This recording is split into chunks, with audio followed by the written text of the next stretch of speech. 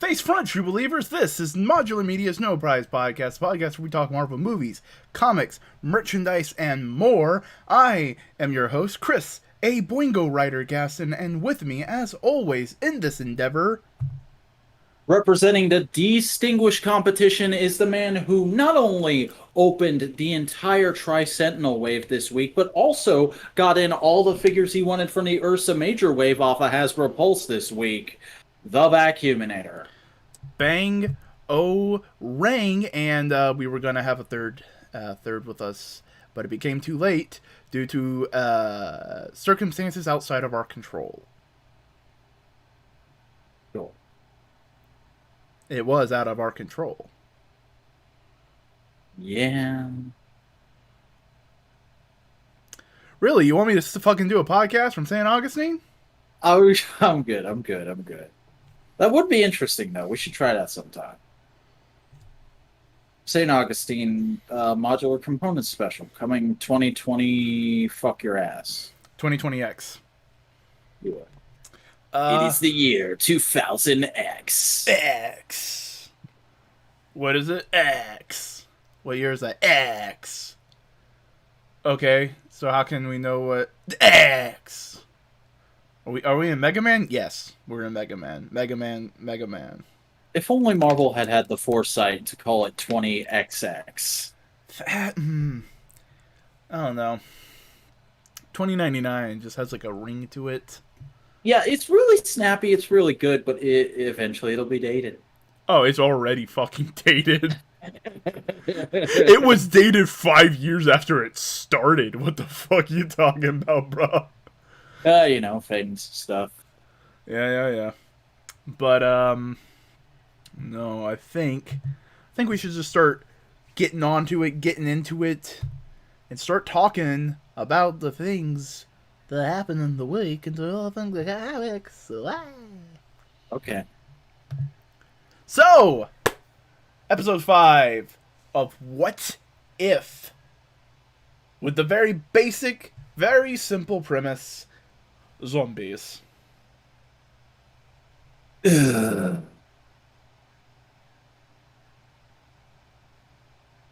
I'm taking that's your overall review of the episode. Yeah, I didn't like this one.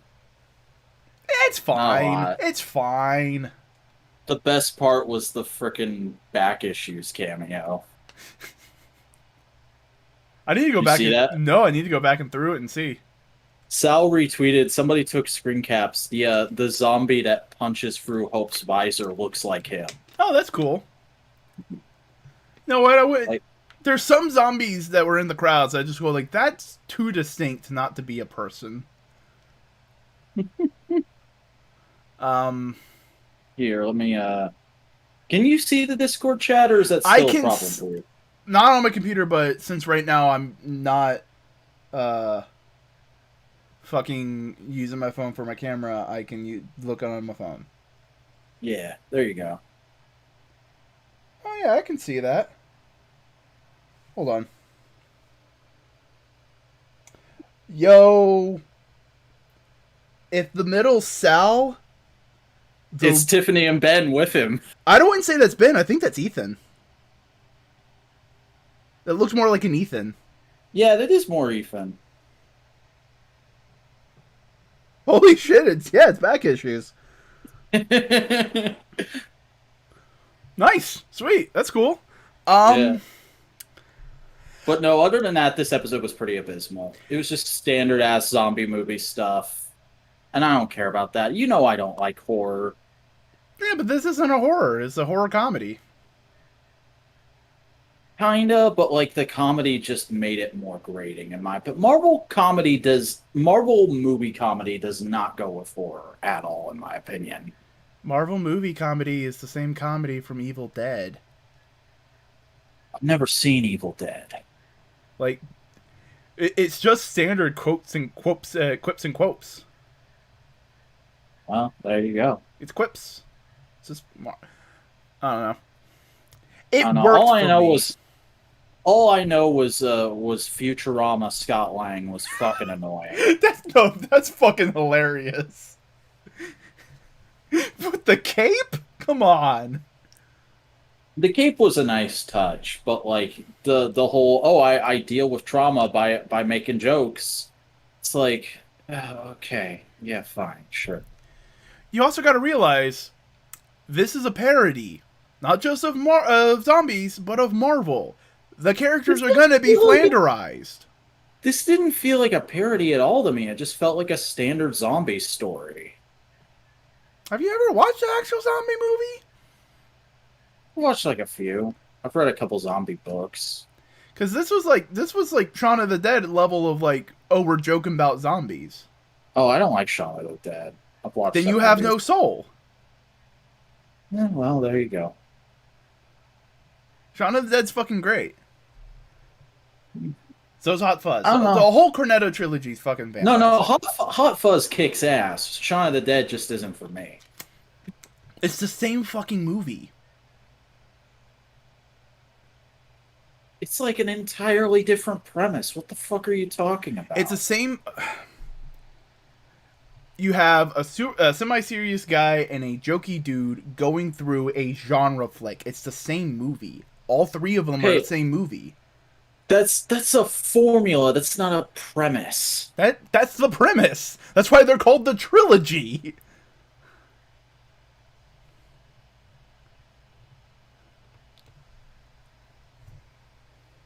I don't know. My fucking point was I don't like Shaun of the Dead. And fucking, I don't like this. This was not my kind of episode. Yeah, it's. I mean, they're not giving you anything that they haven't done already. Like, here's the thing: is I probably could have gotten into it if it was actual Marvel zombies, but of course it wasn't that, and we knew it wasn't going to be that from pretty much the get go. Yeah, it's zombies. They're not Marvel zombies. Because Marvel zombies is existential horror. It's not like body horror like traditional zombies. It's existential. It's the idea of like, oh, you're a zombie now, but you still retain all your consciousness. Yeah, Aki, I'm not saying Shaun of the Dead is bad. It's just not for me. Like there were moments in it I thought were like, oh, that's clever, but like it never got me laughing, and I never got really into it when I watched it that one time.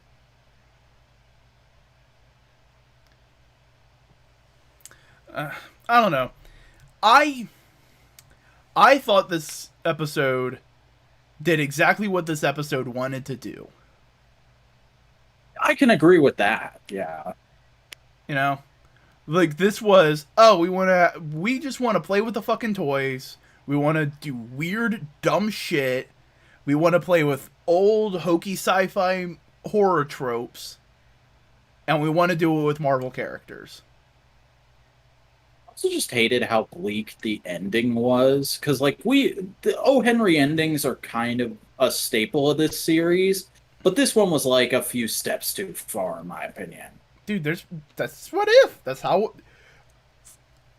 if Thanos is going for the Infinity Gems and they get sidetracked on a zombie thing and he just gets all the rest of the Infinity Gems and becomes a zombie, yeah, that's what happens. End of the world. Fuck it.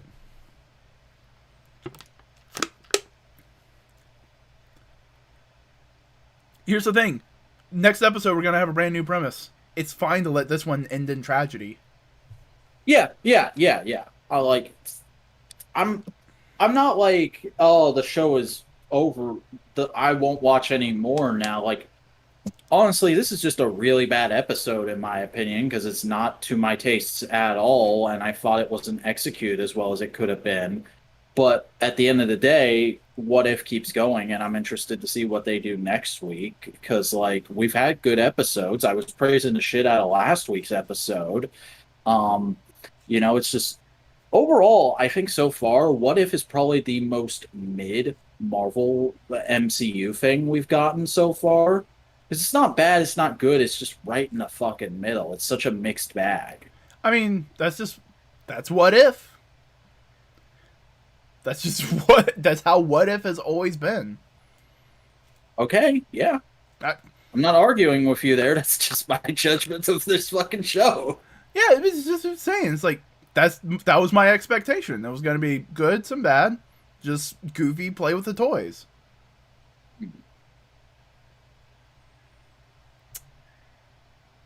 Sometimes that's all you want. Sometimes it's just like, fuck it. You know what this episode was? Let's just make a couple action figures. I want to make a zombie cap. All right, cool. You want to know what Yeah. You want to know what they could have done instead, and it would probably made it like 10 times funnier. What's that? Werewolves. That would have been hilarious. Just imagine all the fucking furries. How has there not been a fucking what if, or not even what if? How has there not been just a werewolf movie that's treated like a zombie movie? Because I feel like very easily werewolves and zombies could turn into a similar thing. Same thing with vampires. Any kind of horror concept. Well, I mean, vampires just had 28 days infecting later. people. 28 day no. It's a number 20. and then like a time period later. There's 28 days later, which I think is a more traditional zombie flick, and then there's one that's like in the Arctic with vampires.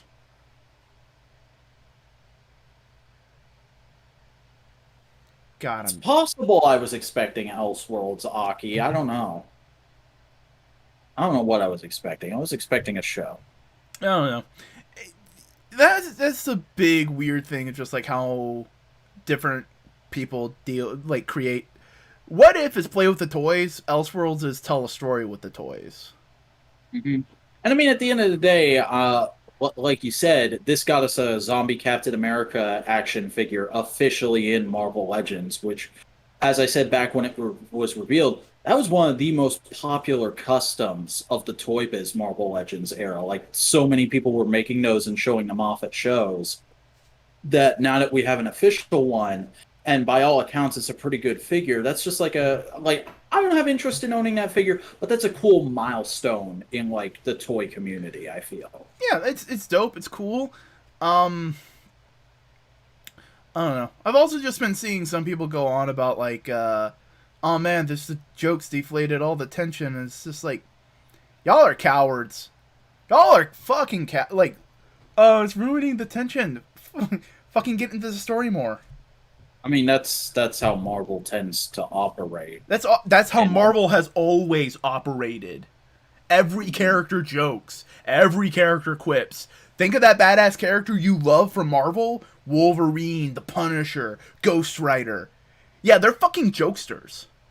They make jokes. They make puns. They have catchphrases. A badass doesn't have a fucking catchphrase. So what you're saying is, I was trying to think of a good way to clown on you by like picking out a wrestler I know you like who has a catchphrase, but technically none of them do. Oh yeah, Malachi Black, the true, honest to God badass, doesn't really have a catchphrase, does he? Would you say Orange Cassidy saying whatever is a catchphrase? Yeah, but he's not meant to be a badass. He's meant to be a goofball. And here's the thing. Your favorite wrestler, Cody Rhodes, has several catchphrases. Do the work, hard, all that kind of stuff. But he's not presented as a badass. He's presented as as not an underdog, like a competitor. He's not like a dominating guy. He's like, no, I'm going to try my best, which a catchphrase works with. That's kind of why I want to see that though, Aki. Like what if everybody's a werewolf, nobody's a werewolf? Like, do that movie. See, I was also just thinking of like no turning human werewolves. It's just an army of fucking furries.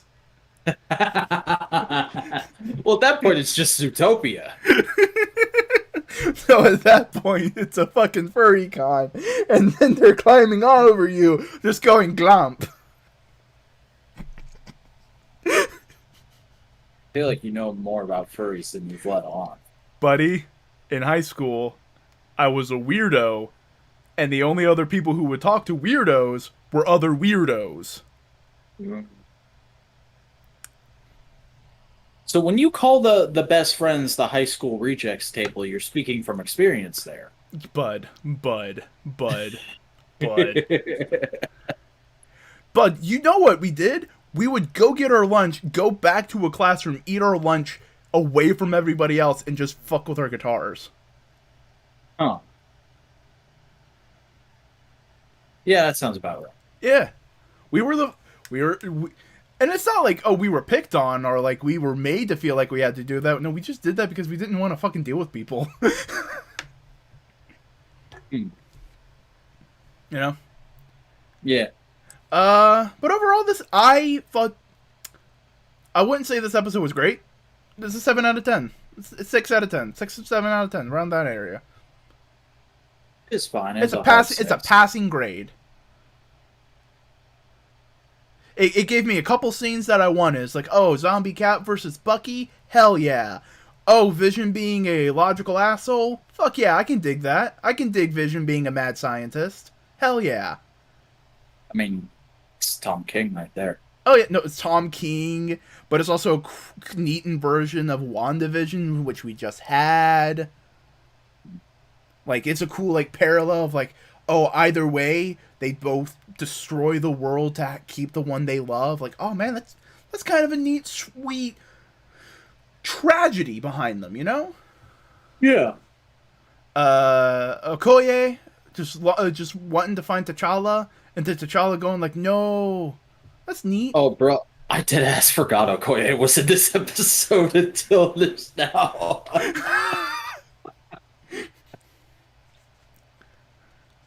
Man. Also, like, they did all the zombie tropes. It's like, oh, you got cut, you're gonna turn into a zombie. Oh no. It's fun. It's fine. I'm not saying it's perfect. It's not exact. It's like,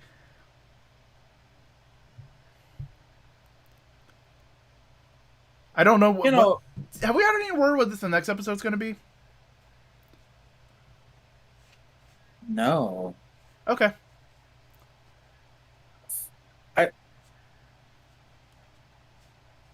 I feel like hunch here. Hunch. I feel like we might be getting the Gamora in Thanos armor episode.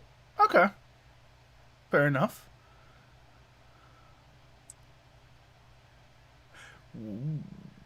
What if that's a sequel to the T'Challa Star-Lord? Ooh. Because here's the thing. We didn't see Gamora in all that episode. What if she took up Thanos' cause? I don't know. It'd be an interesting thought. I don't think they would do that. Yeah.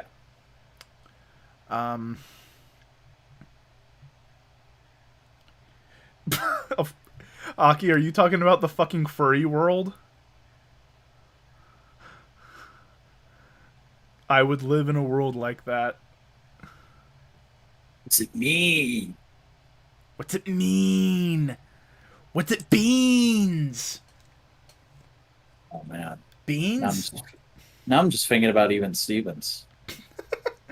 No, I've been watching this YouTube series and it's about cars, and whenever they've been going about like give it some gas, they go give it some beans. Oh. So much so that they made t-shirts of it. It's funny. Does sound very shirtable. Aki confirms they want to live in the furry world. Okay.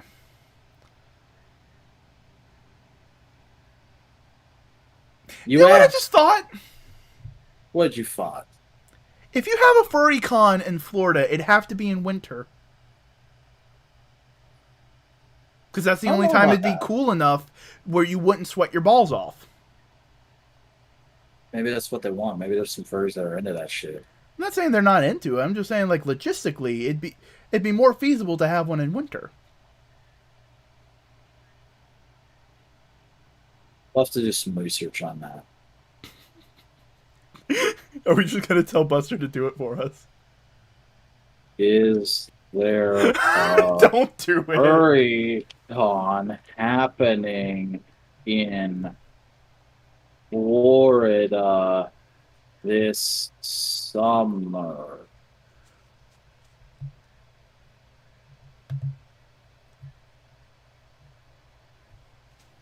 First result is just the convention schedule for this year. Nah, but that's pretty much it for What If.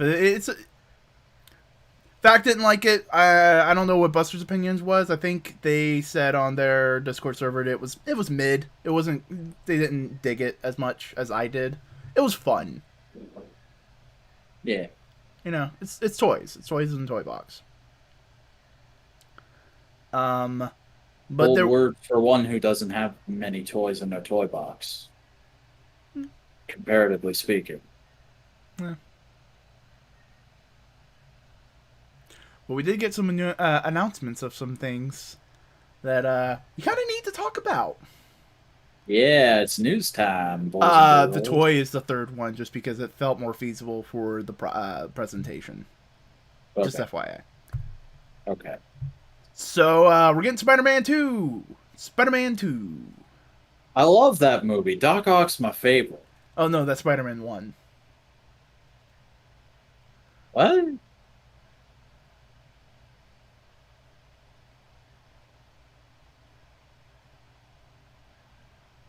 Doesn't make sense.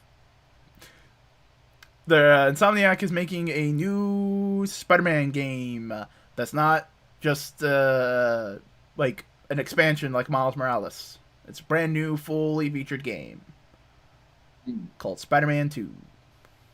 Okay. It's probably going to have Kraven the Hunter All right.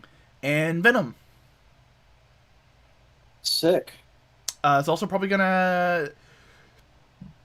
I know Sal theorized from Comic Pop that the Kraven family might show up. I love the Craven family. They're the best. I totally know who those characters are. Like Kraven Jr. and Lady Kraven. And Craven Senior, I presume. Maybe. Vac, can you just like engage with other people and Come enjoy? to the phone right now. Please leave a message when the video game is over. All right, this video game is over. All right. Wolverine. I like him. He's getting a video game. Okay. We don't got much footage of it. It's just kind of like a hey, here we're doing this. No gameplay, nothing of that so far. But if I'd have a guess, he's probably going to be a similar open world environment thing, either in Japan or Canada. And if it's in Canada, We could pull a total ass fuck on us and set it on Genosha. it feels like they're going full classic Wolverine with this. I I wouldn't mind that though. That'd be fun. You mean Krakoa? No, I meant Genosha because I feel like Krakoa is too recent. Okay. But if it's in the wilderness of Canada, I have a feeling it might be like a little Red Dead Redemption-y. Kind of like hunting and gathering and dealing with ruffians. And I have a feeling if it's in Japan, it's Wolverine but Yakuza. Aye. Which could be fun. Wolverine but Yakuza could be a alright time. Imagine Wolverine singing karaoke. Hell yeah. See, Wolverine, the next guest on Trash Taste.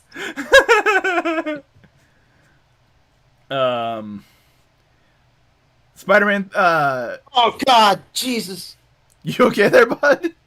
That really hurt my lower back. Jesus Christ. Because I was just like, this, the small of my back was just pressed up against the edge of the seat. See, that's what you get for doing a gag. Well, you gotta do it for the content. But, Aki also made a joke, or a prediction, that Insomniac Spider-Man 3 will have Green Goblin. Which would make a lot of sense. Green Goblin's the biggest villain, you hype him up, you do this whole big thing. That'd be dope. Certainly seems like a better handling of than the Batman games did of just, what if we did Joker more? Then what if we did Red Hood without doing Red Hood? What if we did Black Mask, but Psych, it's actually Joker? What if no Joker, but there's still a Joker? What if we actually knew how to write a new Batman story? What if anybody could write a new Batman story? Oh wait, someone did. Someone did write a new Batman story this week. We'll get into that later. Hmm. I can get that, Aki, but like that's only two places I can think of for like Wolverine to be. Is like upstate New York, wilderness Canada, or Japan. Or Madripoor. What if Now I it's kind of, what if but it's like not because you didn't say upstate New York before. Now I just want Wolverine running around Rochester. he runs into binging with Babish. What are you doing here? Oh, I'm just visiting home. Buddy. Buddy. There's the Brody Lee tribute hidden in the game. There should be a Brody Lee tribute hidden in everything. Because fuck Yeah, yeah, Brody Lee. All the love to Brody Lee's family. yeah. All the love to Brody Lee Jr. Yeah, I'm just trying to think of like how I mean, Madripoor is about to be a hot kind of location, considering they introduced it in the Falcon and the Winter Soldier. yeah, it could definitely be Madripoor. You could because here's the thing. If it were up to me, you wouldn't do one big giant map like every other open world video game does. You have 3 smaller maps. That way you can do a Madripoor, a Canada, and a Japan. Why not? Yeah. Just make them smaller, denser. Ultimate. So, I disagree. I think for the Spider-Man video game, don't go with Ultimate Green Goblin. Do a fusion of Green Goblin and Hobgoblin. Let me just get more Common Rider Goblin content. Because then you could do like the whole big mystery with Hobgoblin, but it's like the Green Goblin mythos, you know? That'd be fun. Have they done much with Ned Leeds in the video games? Ned Leeds isn't Hobgoblin. I know, but like he was the big red herring for a while, wasn't he? He was a red herring for a while, and then they kind of made him Hobgoblin, but he's also not Hobgoblin. And then the recent comics also do some fucky shit with Ned Leeds. Macendale's Hob. Yeah. Oh boy, we'll get into fucking Spider-Man bullshit later. Oh god. We did it, Patrick. You saw that meme, didn't you? Yeah. Yeah, I did. You're not far from the truth. Oh, but on the subject of the spitters, we got a new Spider-Man toy. Yeah, as revealed by Just J Hernandez, a toy reviewer I actually just discovered and am really getting into. Go check out his content if you haven't yet, people. We are getting a new Black Suit Spider-Man in the Marvel Legends line on the new retro Spider-Man body, which has not been used in almost a year since it was first debuted on that retro carded classic Spider-Man. So it's really cool to see this super articulated, very advanced body being used again. That a lot of people got their hand. I haven't gotten my hands on it. I still have Pizza Spider-Man and the Black Suit Spider-Man they made from that mold. Those are my 2 Spider-Man figures of Pete. But everybody who got their hands on this mold just sung its praises to high heaven and said, "This is amazing. When do we get it in black?" And now, finally, after a little over a year, here it is, and supposedly we're going to be hearing more about this next week because there's a Marvel Legends Fan First event going on next week. It's a good looking figure. It's a good looking toy. Yeah. Like, I saw the reveal and I instantly went, I've been telling myself I'm happy with the pizza mold for almost a year now. But when this comes out, I think I'm going to have to upgrade both my Spider-Mans to this body. It's going to be expensive because that retro card Spider-Man is hard to find now, but I'm going to have to do it. The pizza Spider-Man kind of feels like a Bagley drawing. This feels like a very 80s Spider-Man. Yeah, and if you look at that retro Spider-Man, it's very much got like a oh, I'm trying to remember his name. Guy who took over Gary Conway. It's got kind Hmm. of a Gary Conway era feel to it. Yeah, it's a good looking toy. But that's pretty much all the toy news we got, isn't it? Yeah, very, very light this week, but still super solid to see that. And if you want to take a look at the article for that or the trailers for the two video games, after the stream ends, we'll have links in the video description. Yeah. It's just a lot of things to make sure we get into the description at a time. But yeah, that's pretty much it for like the brand new. Oh, not the brand new. It's time to get to the next segment, which isn't toy news, but comics. The comics we read in the week. Yeah. Four color funnies, if you will. Oh yeah. So the first thing's up. Remember, these are all in random order. Uh, Defenders #2, my current favorite book. Most Boingo core book being published. It is so much fun. So we're in the universe before the current 616 universe, Mm-hmm. because Marvel stuff works in like universal like expansion and collapse, like it just breathes. Yeah. That's the way you need to think about it. So this is the one before.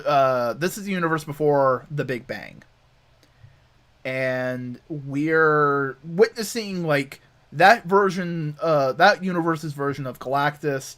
They're dealing with things, and they run into this woman who turns out to be the mother of Galen. Oh.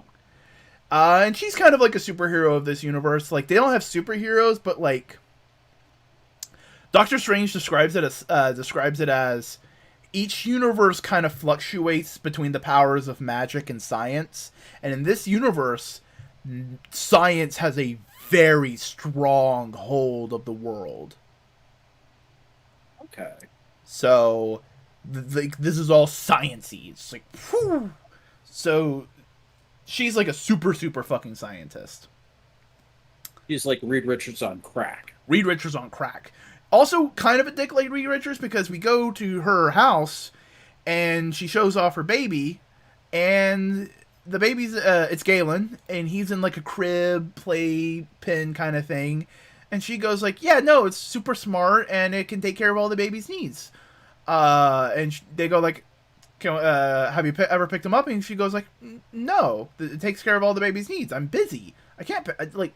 And also, I feel like it's safer for the kid to stay in there and not be exposed to anything, you know? It's just more of like her logic behind it is weird, but it makes sense for her technically. And all the other characters walk out except Silver Surfer and the Masked Rider. As the Silver Surfer. Oh, I didn't know Prince Dex was in this series. I'm surprised you didn't make that joke the first time.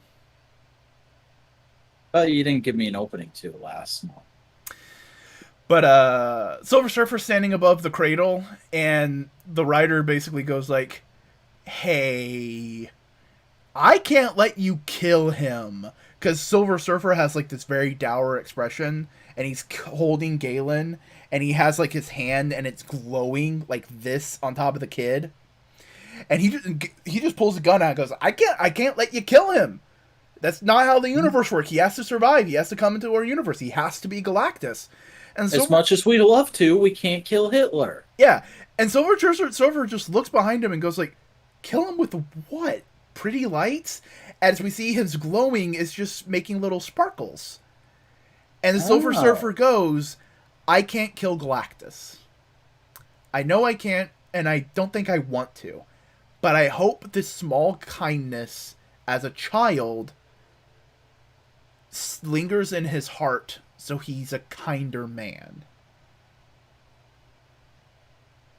Which I thought, that's cool. Yeah, that's solid. That's cute. That's nice. It works with the Silver Surfer and his character right now of like accepting his place within the realm of Galactus, within that whole cosmic thing. It's cool.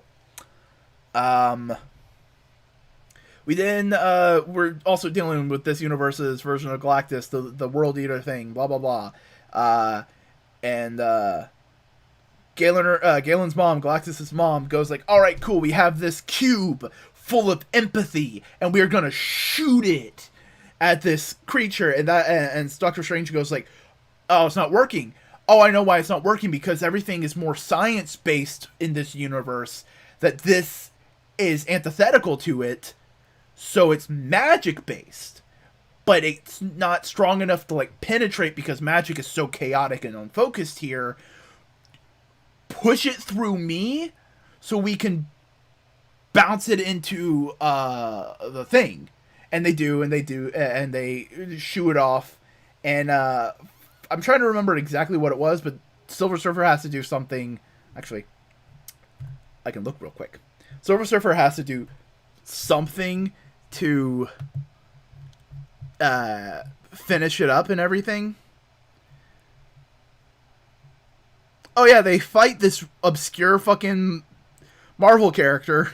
That's what it is. This World Eater has their own herald, who happens to be just a random bumfuck character from 616 universe that got pushed through time. Hmm. And the Silver Surfer basically is fighting him, and because he used so much power, that they get pushed and pulled into the time stream. The dude gets pushed back further in time, and the Silver Surfer gets flung back to regular 616 time. So Silver Surfer not on the team anymore. The rest of the team, including Galactus's mom, get flung back into the previous universe. And remember what Doctor Strange says: it works in cycles. So it's magic, science, mix. Magic, science, mix. They go to a full magic universe. It's just nature and all this kind of stuff. And we see the Sorcerer Supreme of this universe. And he has 5 eyes, tentacles, a shaman stick. And he is leading a bunch of, like, wolf bodies, leech head and neck creatures around like he's a shepherd. It's fucking sick looking. Okay. And that's what's going to be happening next issue. I wonder, do you think that that first plot was at all influenced by the existence of Haslab Galactus? Maybe? I don't know. I don't know. I'm just thinking now, like, man, could you imagine a fan channel 2-pack they announce around the same time Galactus ships of Galen and his mom? Aki, Marvel multiversal theory is fucking dumb, and it makes no sense. Just kind of go with the flow with everything. That's the best way to think about it. But in that case, that's it for Defenders. We both read Justice League Infinite #3. Oh, you jumped on this series? That's great. Yeah, no, I've been keeping up with it. Well, I kept up with it this week. I read 2 and 3 in the same week. Yeah, I feel like this series has been fairly solid so far. Just like nothing amazing, you know. Like there's cool moments in this. Like I love the moment when the two Supermans meet each other and they're like, "This just feels right. I know I can trust this guy. We're friends. We're guys. We're pals. Buddies." And like the callback to Batman and Wonder Woman having a will they won't they, where when she disappears, he's just like, "All right, enough of this bullshit. We gotta fix this." Yeah, I like that. I also like the return of Earth D, because Earth D used to be a thing. Yeah. How do you feel about the new Javelin? I wasn't paying attention. Yeah, they introduced a new Javelin in this, and I like how in the panel where they introduce it, they showed the evolution. Because there's the one from Justice League, there's the one that they had a fleet of in Unlimited, and then Oh, there's the brand new. okay, I was thinking of the character Javelin. No, the ship, the new golden prototype that looks like a fucking Hot Wheel. I hate the design of it. It's okay. It ain't the worst. Like the concept of like, oh yeah, it's super fast and it's made so it can like punch through universes. I think that's cool. Aki, Like Earth that's D was a pitch by DC writer around Crisis on Infinite Earths for what the new universe might be. The D stands for diversity.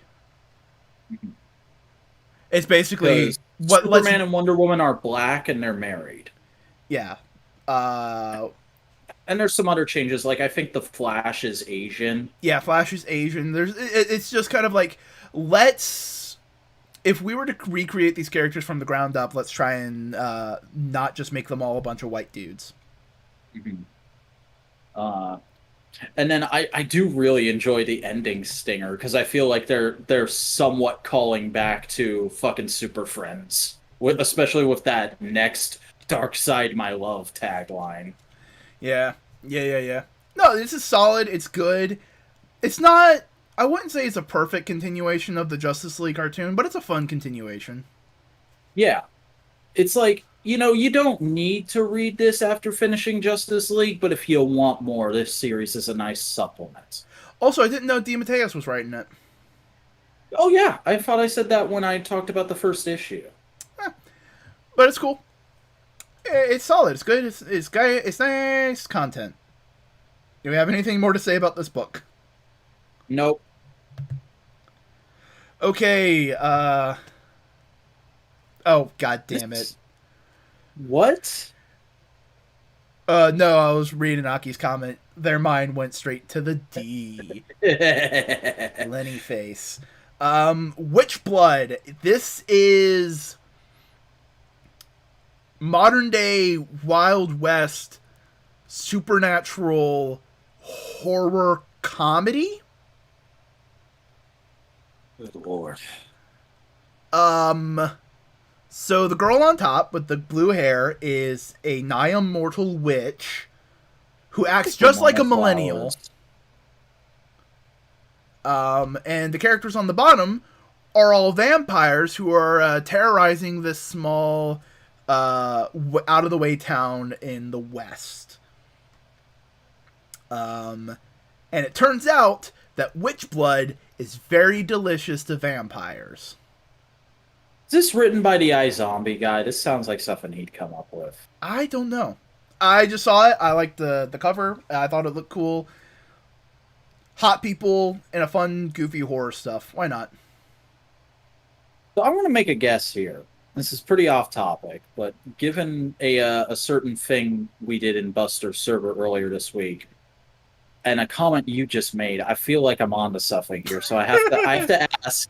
Are you trying to crack my formula?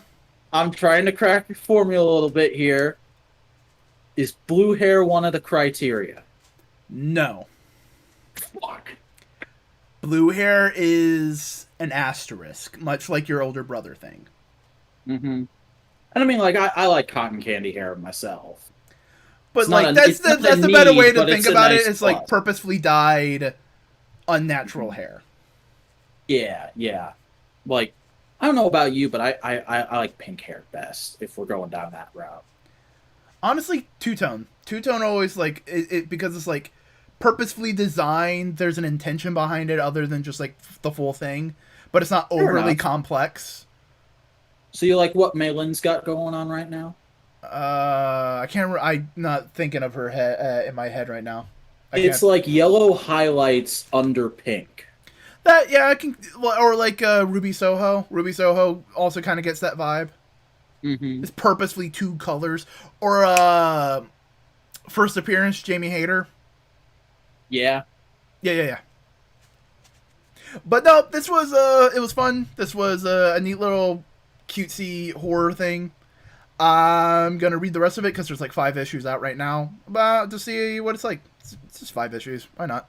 All right. I mean, it sounds fun. I might check it out if you end up liking it on the whole. It does gives kind of a Lost Boys kind of vibes too, which is always cool. Yeah. Next book. Busto read this, but I read it. You read it. Justice Runs in the Family. Wayne Family Adventures. Yeah, this came out of nowhere, man, and it was so exciting for like one afternoon when everybody was just flipping out over it because for those of you who don't know what this technically isn't a comic book. It's a It's webtoon. called it's a webtoon, which Oh is god, you sound like basically such a fucking boomer trying to explain webtoon. you want to explain it? No, continue, cause it's hilarious. It's a webcomic. That's what it is. Yeah. It's just they had to give it its own name, or I'm guessing like that's what this app is called. App is I called don't know. this. It's a webcomic that's formatted for phones, for touchscreens. More Yeah, often I not. did read it on my phone because like it dropped during my lunch break at work, so I was like, oh shit, let's just read it. Yeah. But essentially, it's just it's a run the mill slice of life book. That may be Aki, but I'd literally never heard of Webtoon before this week. Yeah, webtoons is like pretty popular, especially in like Asian countries because the people who own the webtoon app are also Line, which you know how we use Discord. Yeah. Line is like Facebook Messenger, Discord in Japan and Korea. Okay. Like And it's I mean, like I've seen this style of like this less backgroundy style before, where like the word balloons go past panels before. Like I've seen this in a few dojins, um, and so I wasn't like completely thrown by this, but it was still like, oh, it's the first time I've seen DC do something like this. Okay. Aki, you will have to forgive us for being big dumb Americans. I've also read a couple webtoons. What's the ones I've read? Um, My Giant Nerd Boyfriend. I read that one every once in a while. Yeah, you told me about that. Yeah, it's cute. It's just an artist talking about their giant fucking boyfriend, who's a tall son of a bitch. Um, oh, I can pull up webtoon right now. Well, I mean, just to start getting into the actual book here, Yeah. like I was really excited by this for the same reason I think a lot of Batman fans were, because it's just fucking wholesome daily life Batman family content, which we get sporadically in Batman comics, but we've never gotten just a book of it. And like the current online Batman fandom, they kind of gravitate towards this stuff the most. Like this is the stuff I see people talking about the most, the downtimes between fighting villains. So to get a whole book that's just that, Yeah. it's like pouring gasoline on a fire. It this is a great. This is what should be the back issue of every single Batman book. Mm-hmm. This should Because just like I'm very much a Batman fan who like I like dark tortured solo Batman. Like I can really get into that. Tom King's run is my favorite Batman run. But I also I love that because I love the flip side of it. A part of the way Bruce deals with that is building up this support system and training all these other people not to be like him, but to be better than him. I love how all the family just immediately accepts Duke. Mm-hmm. They're just like, all right, It's very cool, you're here with us. It kind of feels like Foster's Home, that whole first issue. Yeah, it was cool. It's adorable. I also liked how people were super hype that Damien had a non-white skin tone. Yeah. That he was that because Damien, for people who are unaware, Damien is Arab white mixed. I think that's what he kind of is. Yeah, because his mom is Middle Eastern. I don't know. She's Kuraki, which is in the real country, but it's in the Middle East of the DC universe. Another cool detail I saw people freaking out about: Cassandra Cain is in the. Uh-oh. Did you get cut off? Oh, no.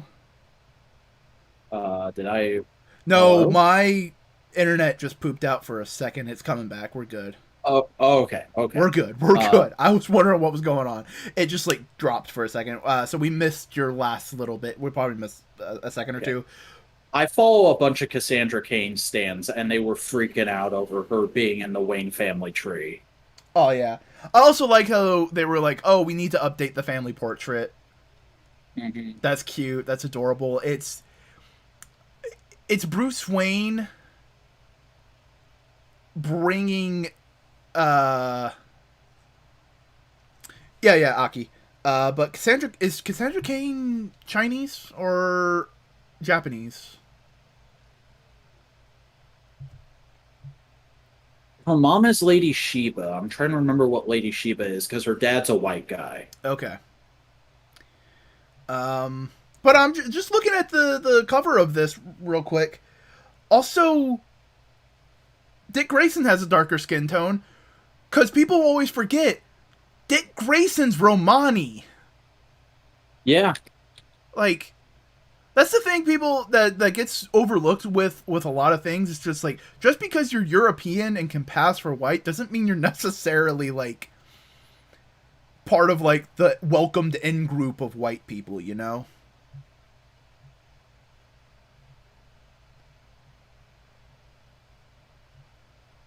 apparently Lady Shiba's ethnicity has never been specifically divulged. She's just meant to be a mix of all Asian influences. Mmm. Mmm.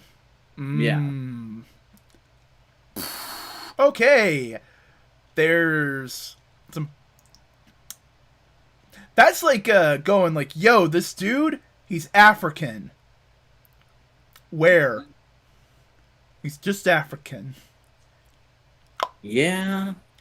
It's Gotta not a. love that I think Lady Shiba is 70s. Gotta love that casual 70s racism. Yeah, dude, fucking Shang-Chi. Mhm. Uh, Uh there was. I watched a. No, it was. I don't know. I don't remember who it was. It was Comic Drake. It was Comics Drake. Where he did a Shang-Chi video just talking about the origin of Shang-Chi. Going like, oh yeah, you have to make him half white because we don't want him to have like the normal sickly color that we use for all Asians. We want him to actually look appealing. And it's just like, wow, that's kind of fucked. uh But getting back on the positive stuff, I really dig Yeah. this comic's Bruce Wayne. Like it's the closest I've seen Bruce be portrayed to how his animated series persona was, where like yeah, Bruce Wayne is still an act, but it's also like a much calmer version of the Batman persona where like I can hear the distinct Bruce Wayne voice compared to his Batman voice that Kevin Conroy did coming out of these dialogue balloons. Yeah. Just like kind of affable. I want people to like me, but I'm a bit of a Dutz kind of sound, you know. Yeah. It's good. It's great. I like Bruce Wayne. I like all the characters. All the characters are written. This is like a good Damien too. It's a cute Damien. Hmm. It's Um, it's properly like a lot of this is just extrapolating on implied characterization that we built up over the last few years, but haven't like made explicit because no Batman writer for like the last fucking decade and a half has wanted to focus on the family. since a little bit before Snyder. Even then, what Morrison was doing didn't really focus on the family. It was a very different kind of thing. Yeah. I I don't know. At this point, it makes more sense for Bruce Wayne to just work with all his family and friends. Yeah, and like this is almost kind of like what I wanted when I was talking about my pitch for the Batman comics in my DC, where I was like, it should be about Bruce trying to reconnect with the kids and make sure that like he's gonna be remembered well after he's gone because he's starting to get up there. Was my pitch. Mm-hmm. But no, Uh, It's cute. I'm gonna keep reading it, but I also got a webtoon up so I can talk about some of the things I read. So Modern Mogal, which is basically like little one shot comics about monster girls. Uh, Merryweather, who started out as just a comic artist, but he's also started doing VTubing, so people might know him as a VTuber too. Zomcom, Irma. Let's see. Scoob and Shag. Oh, there's a Trash Taste webtoon.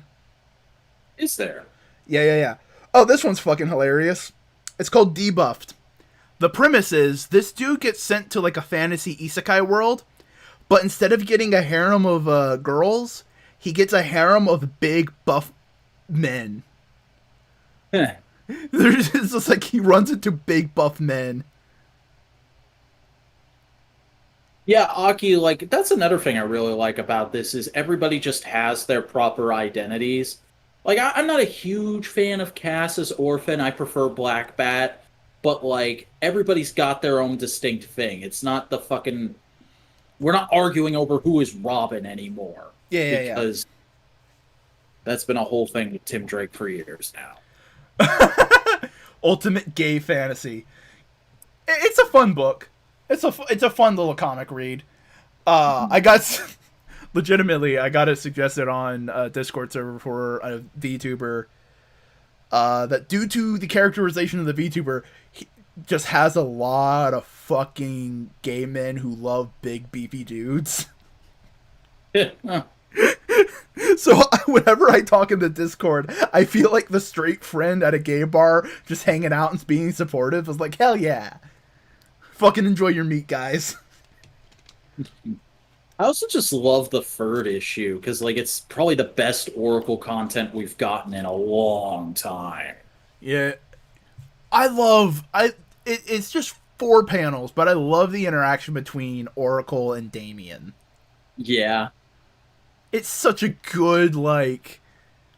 That's Damien's character. He thinks he's smarter than everyone, but the adults teach him different. And that's also Oracle's character of just the put-upon IT department of the Bat family. Yeah. Hey, Oracle. Yes, Bruce. How do I turn this off on my phone? Bruce, how old are you? 30? Shouldn't you know how to do this? Look, I was learning how to be a detective. I didn't get a chance to learn how to use my phone. So detect the options bar. What's an options bar? Is it this gear? Yes, Bruce. Yes, it's the gear. Alright, cool. But I think that's kind of all we had to say. Sad Buster's not here to say their piece on this, because I have a feeling they would probably like this this webtoon as well. Yeah, Buster was pretty hype about it back when it was announced. Genuinely, this should be like 50% of superhero books. 50% of superhero books should be like the fun, high-flying action. 50% of it should be this, so that the high-flying action stuff feels more impactful. I mean, it's also just like a perfect all-ages book, too. Yeah. Because it also gives Like- you fun action and the fight scenes with the cookie. Yeah, and like I have no doubt there will be a physical edition of this at some point in the future, because DC always does that, releases things in weird ways and then puts out a proper comic version, like with the Walmart giants. So when this comes out as physical, I might pick this up as like a preemptive, or I guess I could probably just give it straight to my nephew. It's very possible.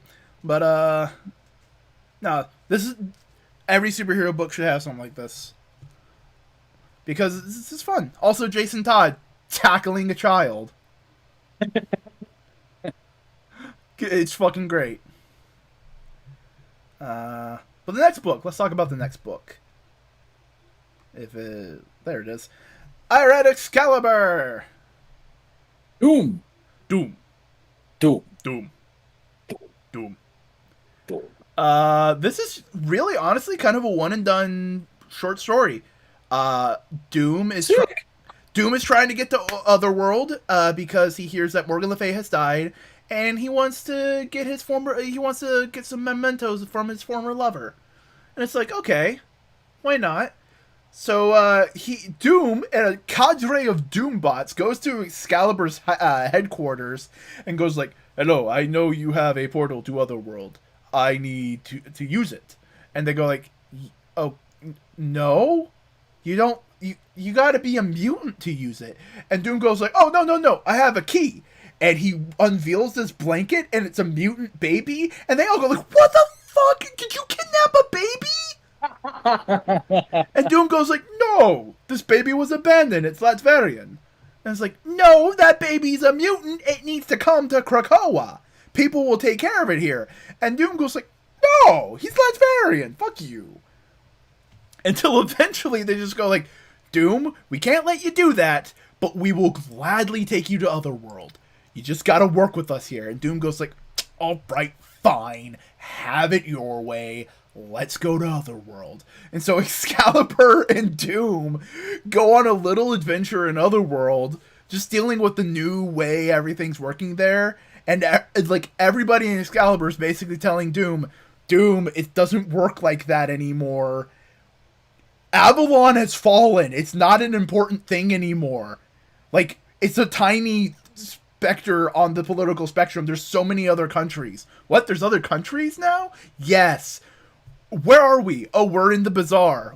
Okay, what's going on here? Well, there's a dude over here who'll probably have your information for you. And they go in, it's Mad Jim Jaspers, and Doom goes like, "Mad Jim Jaspers is here? Why is Mad Jim Jaspers here? Who gave him this power? What the fuck are you doing, Mad Jim?" And Mad Jim Jasper's going like, "Oh, hey, yeah, no, I got some things from Morgan Le Fay. It's probably got the thing you want. You just gotta tell me what you can give me." And Doom goes like, "What?" "Well, I'm Mad Jim Jaspers, right? So I can make like anything because I can control reality. But something that has a value to you can ultimately be given to me, and that's fine because that's payment. Because any other way, I can just make it. It has to be important." And Doom's just like, "Fuck you." And he says like this one sentence of like, "By the lands of Latveria," and like Mad Jim Jaspers goes like, "All right, that's a deal. What? You give me Latveria. What?" And shit. And all the while, Gambit, Jubilee, and Richter and Magan are in this fucking seedy ass Otherworld magic bar, and Gambit's gambling, but he's Gambit. So he tries to cheat, and they just look at the card, and they're dealing with like this weird magic card, and he pulls out a tarot card, and they just go like, "That card's not even from this deck. Fuck you." And they just ran out of the bar.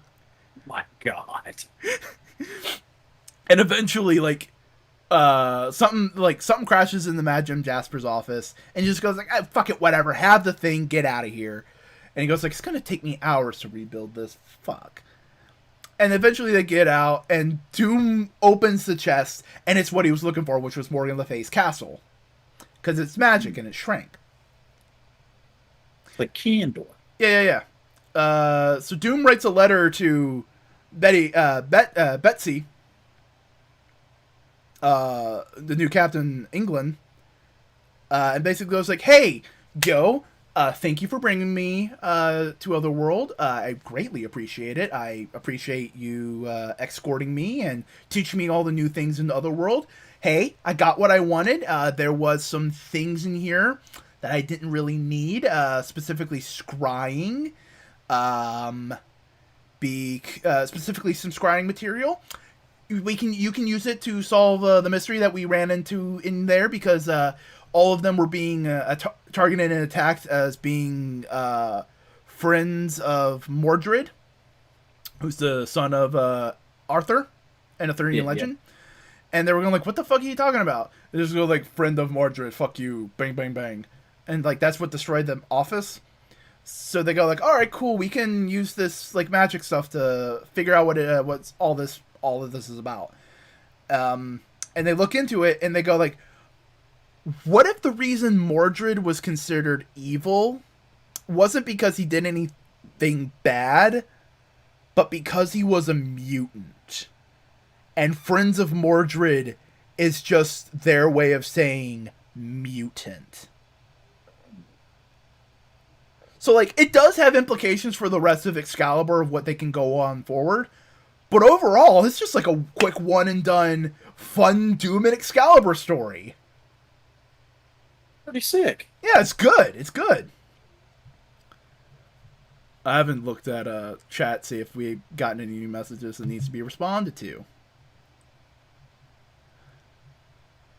Doom Shrinking Castle. Doom is great in this. Doom and the Magical Shrinking Castle. Doom, like, these are all fucking propaganda posters and movies Doom makes for Latveria. Oh god. No, but Doom's good in this book. Doom's good. So let's go on to the next book. Yeah. Daredevil 34. That's a sick ass cover. Oh, it is so good. Yeah. I'm not. It's probably something along the lines of that, but they're tying it into the Marvel lore of mutants and everything, because there is already like a thing of mutants not being accepted by older magic people, being called witch breed. So that's a thing. But Daredevil number 34, this is a continuation of the Lockdown story arc. And also Daredevil just becomes super fucking based. He's taken over the prison, and then the cop he interacted with earlier in the run goes in there and goes like, Daredevil, what the fuck? And he goes like, it's all a fucking scam. Prisons are just here to make money. What the fuck are we doing, man? It's bullshit.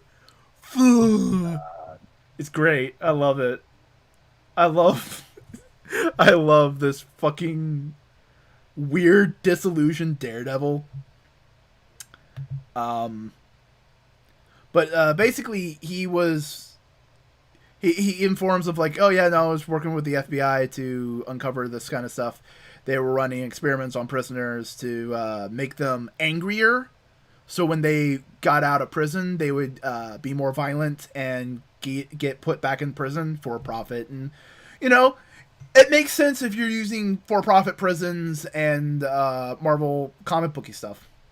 Yeah, Daredevil, racism bad. Also remember that Bullseye is running amok in New York, being a random shooter with several Bullseye clones. Yeah, multiple Bullseye. And basically, Daredevil gets informed about it, and he breaks out of prison so he can go deal with Bullseye, because, of course, Matt Murdock thinks the only person who can deal with Bullseye is fucking him. And basically, yeah, no, Daredevil, anti-authoritarian lawyer. It's interesting take, and I like it. But basically, Elektra dresses up in her Daredevil costume, walks into town. Hockey, Daredevil is such a good guy. He took over a prison and put it on lockdown so they can't get infected with coronavirus. They haven't touched on Corona at all in Marvel books, which, you know what, for a big thing like that, I can understand not doing it. But basically, whoa.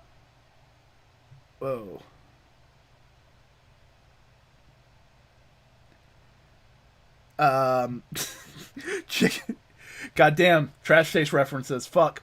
But Elektra is in a Daredevil costume in Times Square, and then Typhoid Mary also comes out in the Daredevil costume, basically going like, if we're in Daredevil costumes, it'll lure Bullseye out, and we can attack him.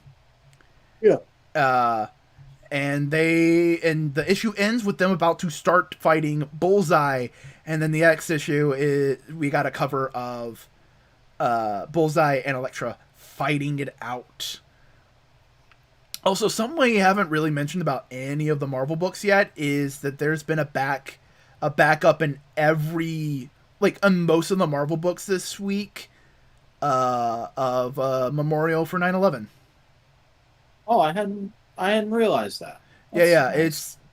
it's a very simple one, and note if you're, yeah, Typhoon Mary with the Daredevil costume was fucking sick. I love the hair and it was so good. But it's very simple. It's Spider-Man and Captain America ringing a bell, not ringing a bell, but they're looking out at the World Trade Center Memorial, kind of thing. There's a bell rung, and we see a bunch of different sections of America, kind of like just taking a moment to stop and remember them. And then Spider-Man just kind of goes like, "Did you know anyone?" And we see this big old splash page with a bunch of firefighters and National Guard and EMTs and regular old people, in image behind Captain America, and he goes like every single one of them. And it's just like, okay, Hmm. yeah, it's a short, simple, like, hey, this was a big part of, like, Marvel that we kind of have Yeah. to acknowledge to an extent, but it's a simple enough, and it's tribute to the people who died, but it's also directly just talking about the incident, because everything else after that kind of no bueno. Best way to put it. Fuck you, chicken thighs are good. That guy watching a wrestling stream, chicken thighs are good. You there? No opinion on the matter. I haven't actually seen that Trash Taste episode yet. I'm just saying in general, they're good. I don't know why people would prefer to eat the drier meat when, like, this juicy fucking delectable meat is right there. You know? All right. The slideshow's loading. Just give it a second. And it's All back. right. Alright, but yeah, that's Daredevil. Daredevil. I also read Avengers Tech On issue 2. Oh, you kept up with that. Okay. Yeah. Pretty simple. They're just montage with the suits. They're dealing with it. They're talking about doing stuff in Japan. That's pretty it. That's pretty much it. It's just dope looking designs, doing dope looking things. All right. Next issue, X Force. We catch up with Cyclops' brother in Russia. Of what their plan is. They deal with the Peacock dude who's been being weird. He's just got Colossus's brother has just been gathering resources and everything, and basically goes like, "Why would I fucking deal with Krakoa when Russia's basically giving me my own city-state for mutants here in Russia?" So that's kind of like the dichotomy there.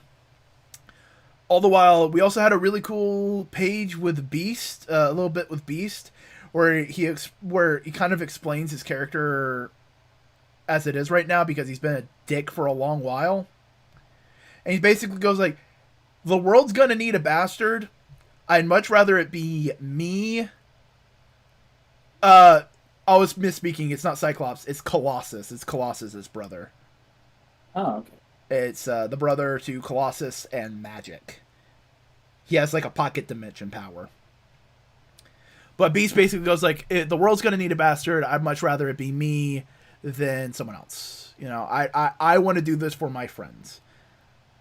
As he's just dealing with the enemy's weapons and everything, and he gets hit by a thing and he has to deal with it. That's pretty much it. It's good, but it's like, unless you're deep in the weeds in X Force, that's pretty much it. So, on to the next book. Yo, tell me about It's Jeff. Okay. This came out of nowhere this week, much like Bat Family. And much like Bat Family, this is a comic specifically formatted for phones. It was released through the new and improved Marvel Unlimited app. They did a bunch of like specific for Marvel Unlimited comics this week. A couple fun offshoot things and a lot of like here's who this character is type recap things that are reusing old art. Mhm. But this is one of the handful of new things, and it's basically just like a very four coma style just gag series about like cute little adventures involving Jeff the Landshark puppy. And it's written by Kelly or I'm sorry, not Kelly Sudaconic, Kelly Thompson, the person who created Jeff the Shark Puppy, and it's drawn by Guriri, the Gwenpool and Unstoppable Wasp artist that I absolutely adore because they make like animation ready shit, and that's my kind of jam when it comes to comic art. Nice. And we've gotten 2 issues of it so far.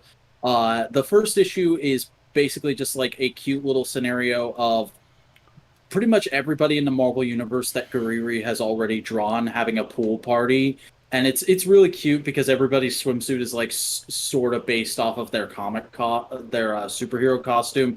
Even Jessica Jones is wearing like a 2-piece version of the Jewel costume. Oh, that's cute. And like there's other fun details like the Power Pack and Moon Girl are like playing on a giant devil dinosaur floaty. And Doctor Strange is just lounging and reading a book in a floaty that in like an inner tube that looks like Shin McGorath. That's cute. But Jeff gets in the pool and starts swimming around, and because he's a shark, everybody thinks there's a shark in the pool for a moment, and he comes up for air and he's like, "Where'd everybody go? Where'd everybody go?" And they're all cowering just outside the steps, and he's like, "Oh shit, sorry." That's cute. And then the second issue is it's called Shark Cycle because Jeff is just sleeping in a basket of dirty laundry, and Kate Bishop comes in. I'm guessing this is in the West Coast Avengers timeline, but Kate Bishop comes in to put her clothes in the washer, and Jeff gets caught up in the cycle, and he treats it like it's a carnival ride. He's like, "This is the best thing ever."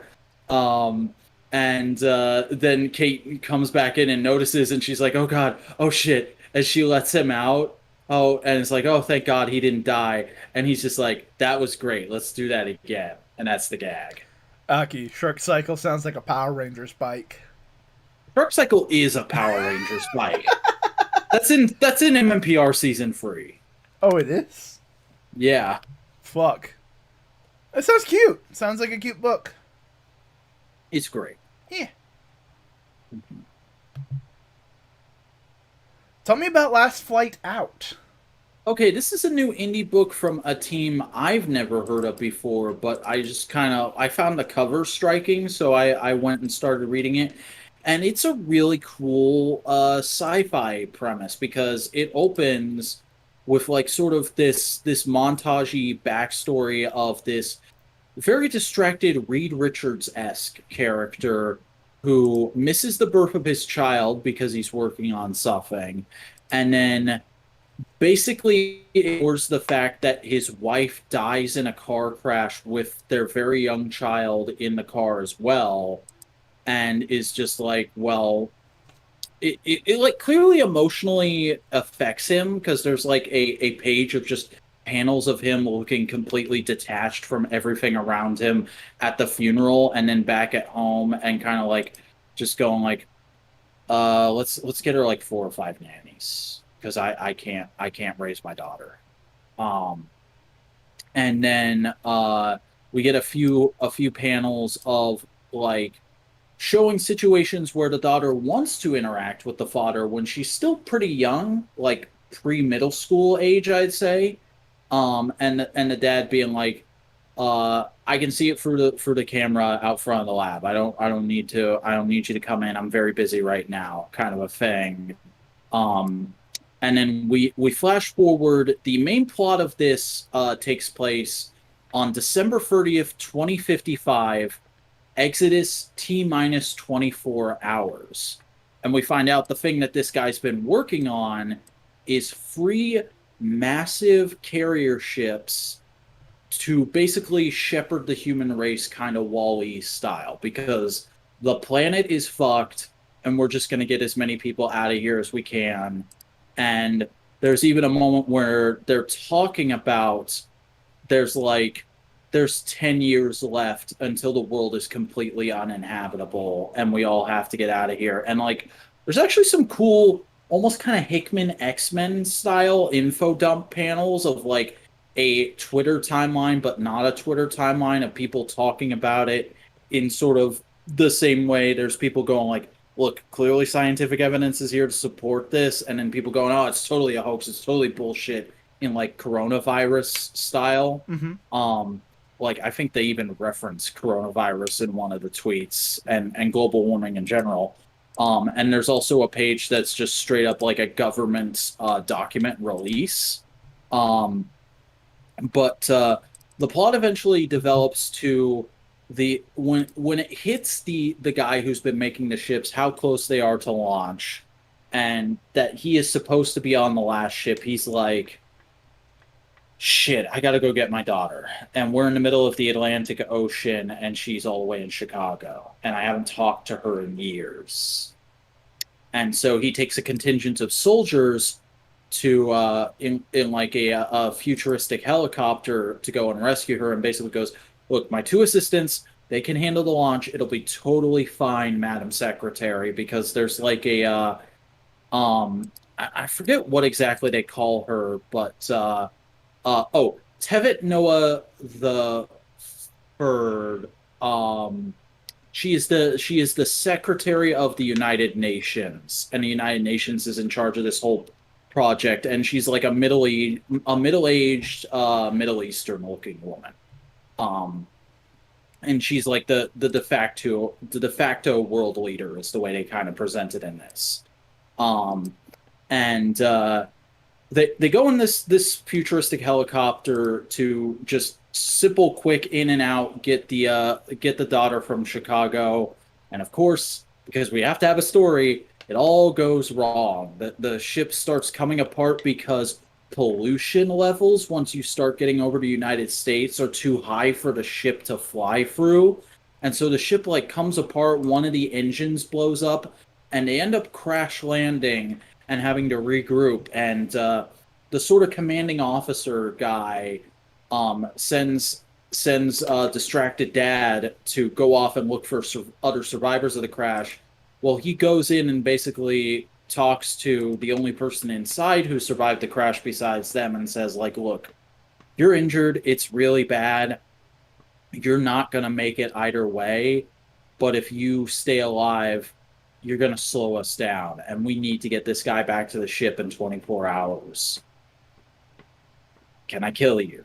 And he's like, yeah, of course. Just make sure my family makes it out okay. And there's a lot of talk like that from characters of like, my family is on the ship, but I want to be there with them. Like, I think the pilot of the helicopter says that at some point. But our four remaining characters regroup, and distracted dad is kind of like, where's the guy who was in the helicopter? I thought he survived. No, he didn't make it. Oof. I thought I heard a gunshot. Listen, do you want to get your daughter or not? All right.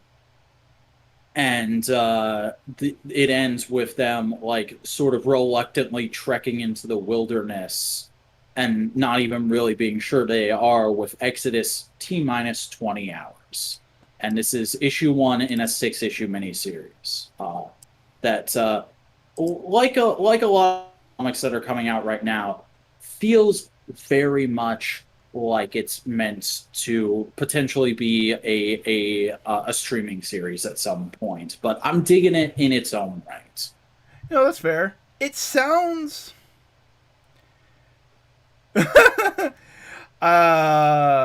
this is what happens when conservatives and billionaires take over society, to an extent.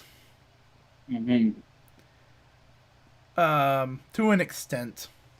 It is very kind of. It is that kind of. Sounds like that kind of post-apocalyptic bad end scenario.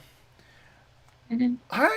Part of me just going to wonder is just like how heavy are they going to lean into the tropes? Like, are they going to have the dad realize like, oh shit, all the fucking shit? I don't know. We'll see. Eh, but I intend to give it at least one more issue. nice. Then let's talk about the next book, which happens to be, if it load, Shang-Chi issue number 4. Hey. Shang-Chi's getting visions of a thing. He talks to one of his mystics, and they go like, "Yo, that shit you're seeing, it's real. It's in the negative zone. You need to get to the negative zone." And he goes like, "All right, cool. I know the Fantastic Four. Let me go talk to the Fantastic Four." So he calls up Reed and goes like, "Hey, yo, can I use your negative zone portal?" And Reed goes like, "Yeah, you've reconnected with your family, haven't you?" And goes like, "Yeah. I don't trust you right now because you're dealing with your criminal family, and Ooh. that does not jive with me." And Shang-Chi goes like, "All right, criminal family, we're going to be criminals." They basically sneak their way into the Baxter building. And there's this cute running gag throughout the whole thing of Shang-Chi's younger sister keeps calling them the Fantastic Death, because 4 is a number of death in several Asian cultures. Mm. And Shang-Chi and her older brother, the Japanese one who's the sword dude, keeps going. No, Shang-Chi keeps going. That's not how it works here in the West. Their unlucky number is 13. And the older brother goes like, "That doesn't make any sense. Why would 13 be unlucky?" Like, it's just a fun. It's not meant to be any like big statement on anything. It's just meant to be a fun, cute little running gag that they can keep bringing up. But yeah, that makes sense. They work through a little plan. They execute it. They get to the negative zone. They go through this big old thing. They find the building. It's like, oh, what's in the building? It turns out it's Shang-Chi's mom, who's been there for decades now, for a long, long time, who has started talking to and connecting with like bug creatures in the negative zone to survive. And they go like, "All right, cool, we're bringing you home. Let's go." And she goes like, "Yeah, okay." So they get out of the negative zone, and immediately the Fantastic Four are going like, "Shang-Chi, what the fuck did you do? Fuck you." And the thing's like fighting, and they just get into a little fight. Eventually they do slick away to get away from the fight, and it seems like Shang-Chi's mom, while not actively malicious, is something might be going on with her. And we don't know exactly what that will be. You know? Yeah. But that's it. Shang-Chi. It's fun. I don't know if they've been featured or where they were introduced before this, but I do dig these versions of the FF suits. I've not seen them before. It is a mix of like the classic old school Jack Kirby suits, but with a little bit of like the 90s John Byrne suits with a little bit of the Hickman suits. Yeah. It's a good evergreen Fantastic Four costume. Also, Also, I wouldn't mind if we got these in Legends. Bearded Reed is best Reed. Yeah, Reed should never shave again. Reed should never shave again. And Marvel, just make Reed canon autistic. Can we just have that, please? Mm-hmm. Can we just like go like, yeah, no, he's autistic, and actually have like neurodivergent people write for Reed Richards? I mean, Reed Richards is the most ADHD motherfucker in comics. Okay, real quick. I just want to talk about some neurodivergent headcanons in Marvel Comics real quick. Reed Richards, autistic. Quicksilver, ADHD. Speed is ADHD. Yeah. Like, those two are ADHD. I don't give a fuck. I'd also say Bruce Banner's autistic. Yeah. Bruce Banner's manic depressive at the least. He has the ID. He's manic. He's a lot of things, but I also think Bruce Banner is autistic to an extent. Spider-Man is OCD. Spider-Man has. I wouldn't say it's OCD because he doesn't have some of the other symptoms of OCD, but I do think Spider-Man is neurodivergent in a sense. I'm not sure exactly what it is, but I definitely think. Part of me thinks like he is ADHD, but also part of me goes like he wasn't. They never dive really heavy into Peter Parker pre the spider bite. So I don't know if like the bounciness is the spider bite and spider sense and everything, or if the bounciness is ADHD. Man, imagine that if we had gotten like a young Peter Parker series instead of like the kind of prequel bullshit we did get. We have gotten for Spider-Man, like fucking Trouble. Yeah. Yeah, Shang-Chi versus Fantastic Four. It doesn't go well. Yeah. That's the comic. That's the comic. That's what this whole run of Shang-Chi has been. Shang-Chi goes up against a Marvel character. It doesn't go quite well.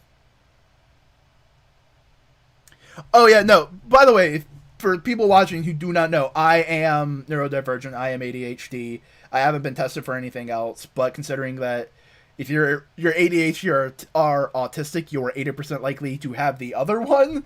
I'm not saying it's a guarantee, but I'm just saying I need to go fucking talk to head people. But I am ADHD, so I do enjoy neurodivergent characters a fair bit. I do think, well, not necessarily an underrepresented aspect of comics and storytelling. I do think there's a habit of not actually acknowledging characters that do fit neurodivergent aspects and just tend to leave them blank. Like, for example, Goku is ADHD. Monkey D. Luffy is ADHD from One Piece is ADHD. Kirby boy, you looking to get banned? Yeah, trouble. You're getting into trouble there. Yeah. Haha, we make jokes here. But no, like, and I should also say, like, my mom legit had me tested when I was too young to remember, and the doctor said he is kind of neurodivergent, but not to the point where we need to put him on drugs. So just treat him like normal. That's the fuckiest way of describing it. God. Yeah. And like the older I get, the more I tend to acknowledge, like, yeah, I've got a lot of OCD tendencies about me. Yeah. But no, I need to figure out a way to get on some ADHD meds. It's not fun. It's not fun living in the fog, bud. Having 1,000 goddamn bees in your head just going all the time. Yeah. And I just need to get back on the therapy wagon because that was helping me with. I think the thing I most identify with about being OCD is just like my anger management issues that I've had my entire life are directly linked. This is a weirdly personal podcast. They're directly linked to the fact that like just whenever something doesn't go the way I want it to go or the way I think it's gonna go, my entire body starts going like, this is bullshit. I need to fucking stop this because it's wrong. See, I have a similar reaction, but it's more often like after it happens a while. Like if I go a full day and nothing falls, and something falls at like the end of the day, I'm fine. But if like the entire day I'm just dropping shit, that pisses me the fuck off. Trippy boy, we have not banned you, but trouble is not good. No. It's a bad comic. Speaking of bad comics, hey, Amazing Spider-Man 73. Oh god, I gotta explain. Since past. I've been waiting for this. Okay. I've been waiting for this all week. Okay, hold on. I need to take these off because I need to be serious. Here. Okay. Amazing Spider-Man number 73. It is the end of the Sinister War. And Spencer decides to just lay a big old fat retcon in our laps. Okay.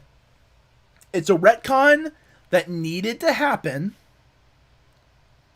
to an extent. It's a retcon that's warranted, that's good. I'm Sovak is Connor.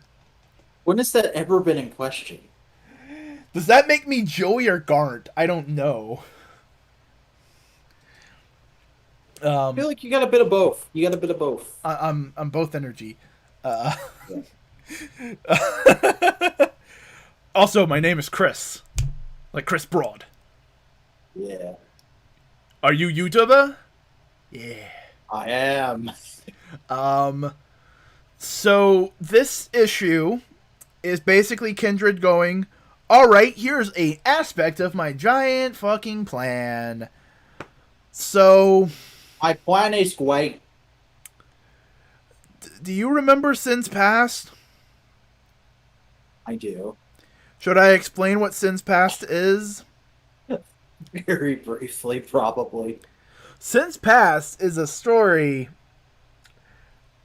where Norman Osborn fucked Gwen Stacy before Peter ever met her, and they had kids, and they came back.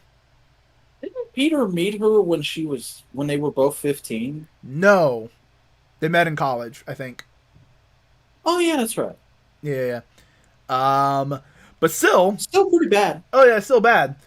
Well, we don't have to worry about that anymore because it was all Harry's plan. Gotcha. So he used Mysterio and the Chameleon to fuck with Norman's brain and MJ's brain, and the two kids are now clones. They're clones.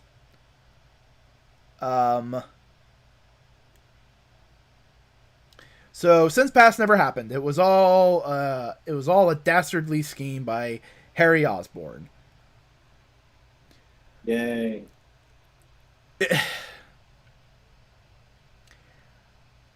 Okay, so did you watch Elseworlds Exchange with Sal? Talking This about week? this issue, talking about this specific No. issue. Okay, No. because his opinions on it are reflective of mine, but also like I've been reading this run issue by issue, and I can understand his complaint of like, oh, it is boring, it is nothing, it is not a story, it is just mechanics of story. I can understand that, I get that, but the Kraven Hunt is a good story. I like it. I like the Kraven arc. It's good. There's good shit in here, but it's just surrounded by Nick Spencer not giving a fuck and just retconning the things he didn't like.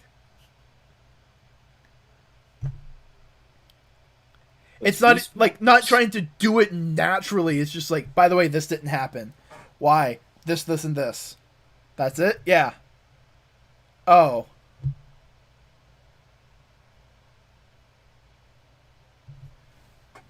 That's it!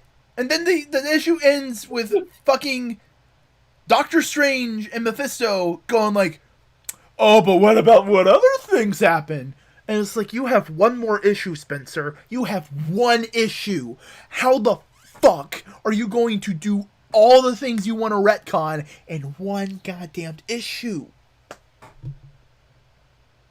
3 words.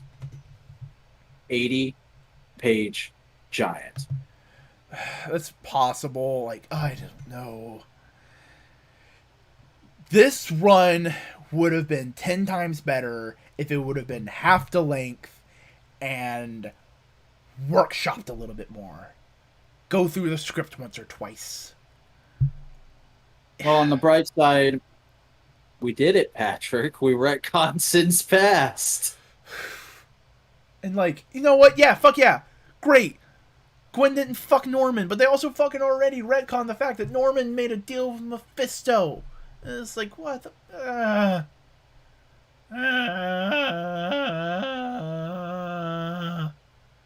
Comics, man. It's And fucking here's the dumb thing, shit. I have been a defender of the Spencer Spider-Man run for so long, and he is just shitting the fucking bed. Listen, man, I love Spencer as much as the next guy, probably more than the next guy. But even I am like, this guy's all over the fucking place.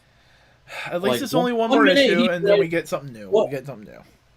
one year he's writing a fucking banger like his Ant-Man run.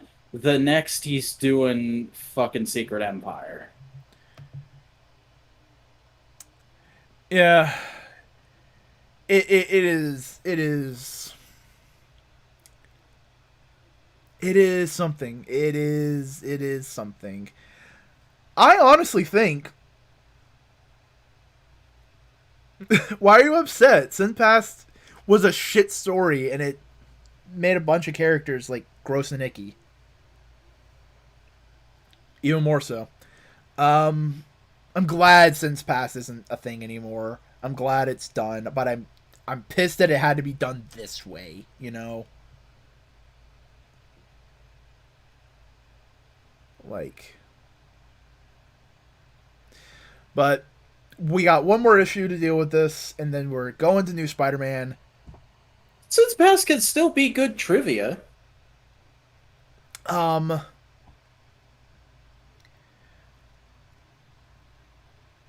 This doesn't ruin that. That story still exists. It's Yeah. just it's no longer canon.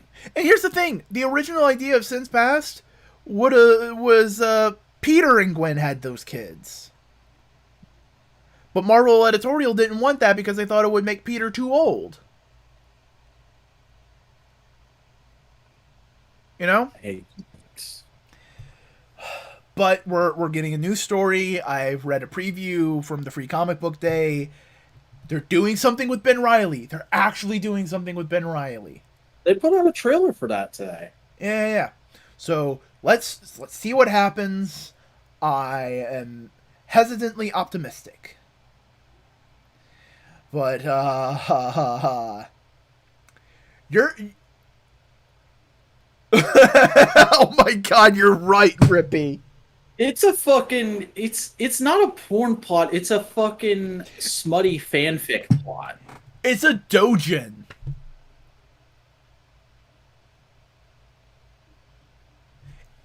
Since past is metamorphosis.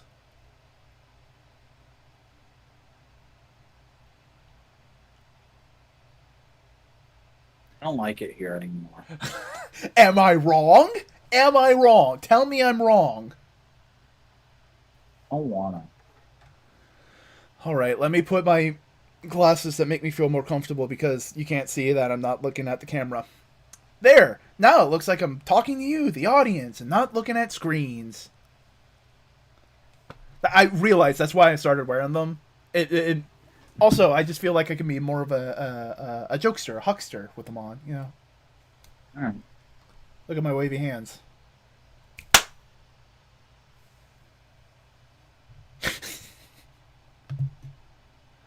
Alright, let's talk about the next book.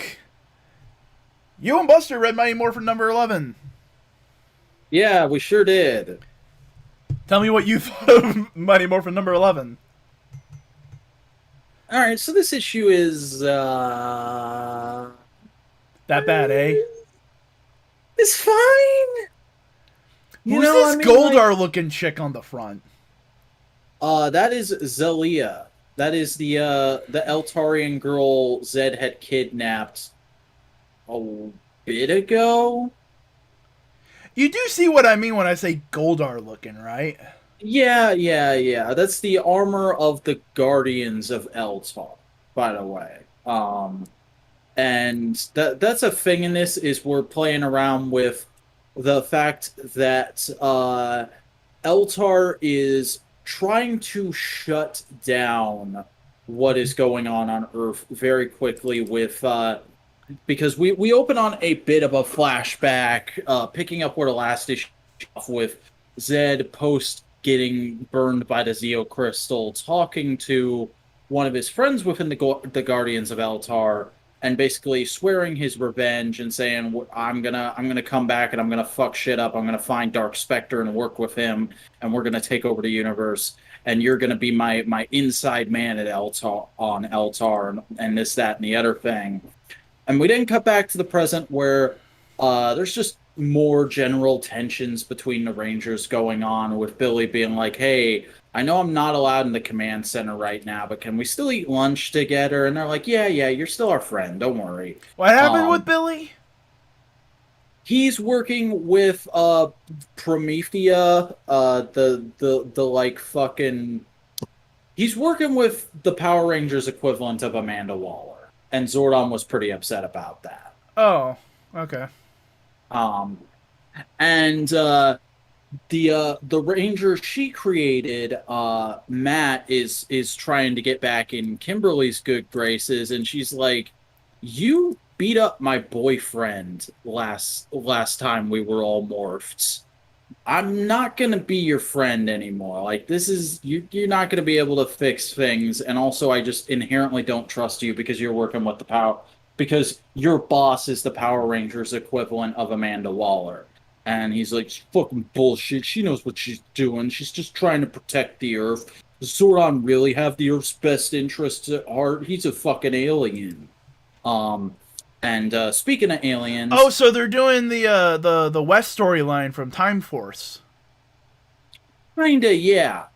And speaking of aliens... the Guardian of Eltar, who is an old friend of Zordon's, and we see in the flashbacks is Zed's inside man, has shown up and is basically going like, all right, we're gonna free this Eltarian girl that Zed has kidnapped, and we're gonna put the Zed threat to bed once and for all, because I need to clean up my mess. So he's called in Century Force 4, which is a bunch of new comic original Power Ranger characters. Oh boy, isn't that still exciting in the year of our Lord 2021. And they all What do you look mean? fucking... Lord Doc and fucking Draken fucking sold Bangbusters.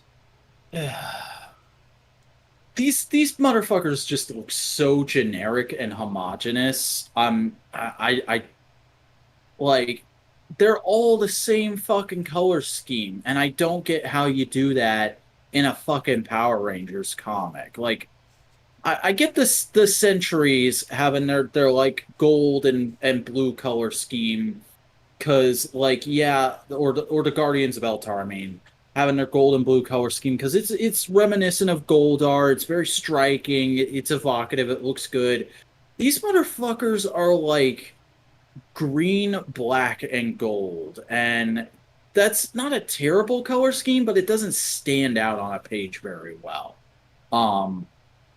And they are also just like very their characters. They don't get a lot of personality in this. They're basically just made out to be the Guardian of Eltar character. They're made out to be his goon squad.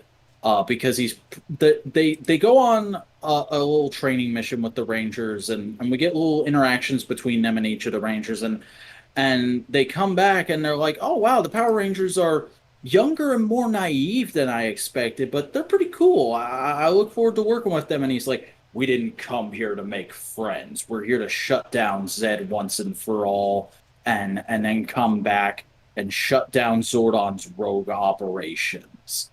And right after he says that, fucking Zelia just walks onto the ship, because remember 2 issues ago, Zed set her free after telling her his backstory. And so she is here basically trying to infiltrate, not for Zed, but basically to figure out if what he said was right. And she has a moment where she confronts the guy, and he basically admits everything he's been doing, and then uses the Century Force to knock her out, and then contacts Zordon and says, we're leaving. And at the same time, we also see a scene of Billy kind of like standing up for himself against, I can't believe it's not Amanda Waller. because he's building something in one of the laboratories, and she's like, "Hey, what are you making?" And he's like, "It's a secret." Well, technically, everything here is my property, so you got to show me it. And he's like, "It's a fucking secret," and I came up with the idea for it long before I even met you. So back off, bitch. And she's like, "Fine, but pretty soon you and the other Rangers are going to learn to know your place a little better." Um, and the comic then ends with again the Guardian of Eltar saying like, "Hey, we got her. We don't need to do the rescue mission anymore. We're just peacing out. Good luck with the whole Zed thing." Uh, and just to check, Zordon, just to check. Like, I know you're super into the Morphin Grid and like the Rangers and everything, but like you're still loyal to Eltar, right? You're still loyal to us. You're gonna, if push comes to shove, you're gonna choose us over everyone. And Zordon pauses and goes like, "Yeah, yeah, my allegiance is always to Eltar, whatever you require." And he's like, "Good, good, thank you. I'll see you around." And then as soon as he leaves, Zordon is like, "Okay, Rangers, it seems Zelia failed. So the Eltarian invasion is upon us, and that's probably going to be the next big storyline." Mm. Don't know how I feel about it. It's an interesting original concept, but it's also um it's basically like Aki says, it's kind of like Brian Parrott is trying to build the universe up so he can do more of a legit war storyline. And I don't know how I feel about that within the context of Power Rangers. See, I think the big thing, like, hearing you and Buster talk about these books lately, is they're trying to build their own sci-fi universe Mm-hmm. and then staple it onto Power Rangers. And the thing is, like, I want to like it because it's extrapolating on like one-off stuff that was always there, but it's doing it in like I don't want to say generic, but like the most tropey way I could imagine Like, him here's doing the it. question. Here's a question I have. If we're dealing with aliens and we're dealing with all this intergalactic stuff, do we see anybody of Doggy Kruger's species? Yeah. Dane was there was the Dane guy in Necessary Evil. Okay. Or like He any was a other aliens from mercenary Zed like hire. SPD or the Aquatarians, I think they were. The Equitians. And Aquatians. no, I don't think we've seen them yet, outside of like maybe a cameo in Shattered Grid. I think like that's a thing. It's like Power Rangers already has a continuity that you can Mhm. explore and extrapolate more from than just 4 seasons. The biggest problem with the books, I think, is that they're so focused on uh not just Mighty Morphin, because they have pulled in stuff from the Zordon era in general. We've gotten some Turbo, some Zeo, some in space creeping in, but I I really feel like we're limiting ourselves by just doing books that focus on Mighty Morphin characters. I would love it if we said, because the big thing about these books is it's a retelling of Mighty Morphin if Mighty Morphin happened today in a modern setting. And I'm like, okay, that's cool. Do that with other seasons. Like, show me Time Force, Lightspeed Rescue, frickin' Jungle Fury, all happening at the same time as Mighty Morphin. I think that would be really cool, building up like an interconnected universe that way. Cool. Thank you, Aki, for telling me that SPD has been in the books more, but it's just like I don't understand RPM not being a big thing in the books just because it's an alternate universe and all that kind of stuff. Um, I just think like it's hard to describe. Like, it'd be the best, a fun book, Justice League Unlimited, but it's every single Rangers. Yeah. Dude, where's fucking Power Rangers Hexagon as a comic? You could do that now. Exactly. Like, that could... Not exactly the original pitch for the storyline, but imagine, like... us, like, it's just a couple arcs of, like... Oh, we gotta deal with this thing. Let's just... What Rangers can we get to help us? Oh, we got... Mystic Force Yellow... fucking Turbo Red... and Time Force Blue. Alright, how do these three characters interact? How do they respond to the world? How do they respond to each other? I know the comics are like their own separate universe at this point, but like the show has like every big season crossover they've done over the last few years, they've been kind of building up a backdoor way of doing that with the interdimensional remotes that all the teams have now. Yeah. But like, I don't know, it feels like they're trying to build up this big cosmic story environment from 5 things, when if they took the rest of Power Rangers in consideration more often, you'd have 30 things to talk about. Yeah. You know? Like, we've been dealing with Zed, and you're dealing with Zed and these alien race. How are they interacting with, like, other intergalactic empires? Yeah, Aki, I know what you're talking about there with Beyond the Grid, but the problem with Beyond the Grid wasn't that concept. Everybody was so fucking hype about that concept. The problem with Beyond the Grid was it was bland as shit, and it didn't feel like Power Rangers. It felt like Battlestar Galactica. But,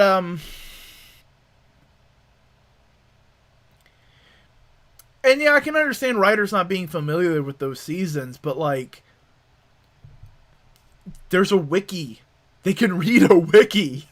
They can watch an episode or two to get the characters. Like, hell, up until this year, the entire franchise was on Netflix, and now it looks like they're putting the whole franchise on YouTube. I'm not saying it wouldn't be hard. I'm just saying, like, Marvel Cosmic wouldn't be where it's at now if they only played with the stuff that got set up in Fantastic Four. Yeah. You know? It'd be like trying to do Cosmic DC stuff only dealing with Krypton. Uh-huh.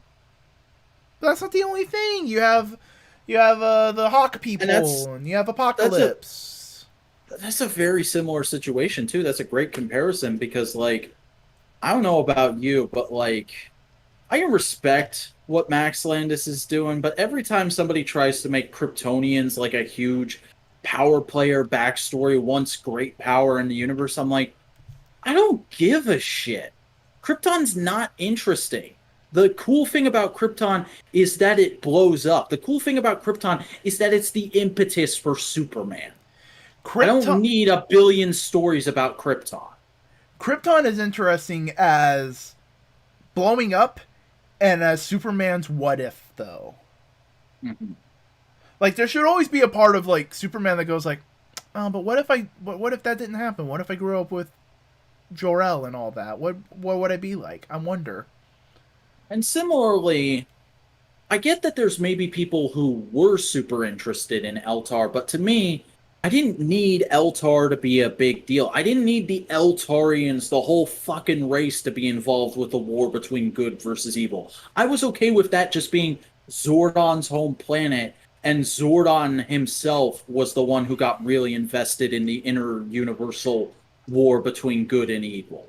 No, you get an entire planets of Guardians from Green Lantern. Yeah. But, like, that's the thing. You could, if you had the other races and you played with them a little bit, you could have interesting dynamics of, like, what does Doggy Kruger's race say about all this? Oh, what? You know what I'd love? Fucking expand on Demetria's race. Or, like, the Machine People. How are they playing into this whole thing? Yeah, like, and you don't even have to, like, show them doing things. You can just have someone going, like, oh man, the machine people are making moves in their sector. I don't know.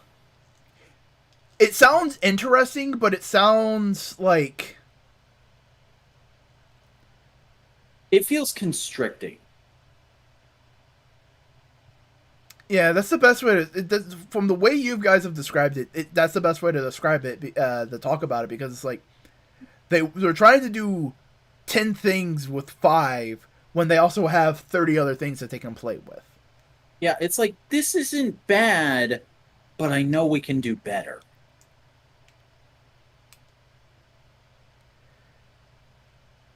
Yeah, they like honestly, I can agree with that, Aki, because here's the thing: everything you guys have talked about with these books is that they're super heavy sci-fi. Half the seasons are magic. Yeah. Like, what about? Here's an idea.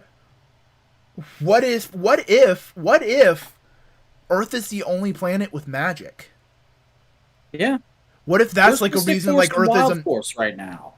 Yeah, like imagine like Wild Force and Mystic Force are like protecting like the magic epicenter of Earth, and that's why all these different empires want Earth, because oh, it's this unique, powerful source of energy that nothing else has. Oh my god, magic! Yeah, and that would actually be an interesting play on what the movie did with the Zeo Crystal. Exactly. Like, there's elements there. I can see them planting really cool seeds. From what you guys have been talking about, it's just like they're trying to plant a tree in a greenhouse. Yeah.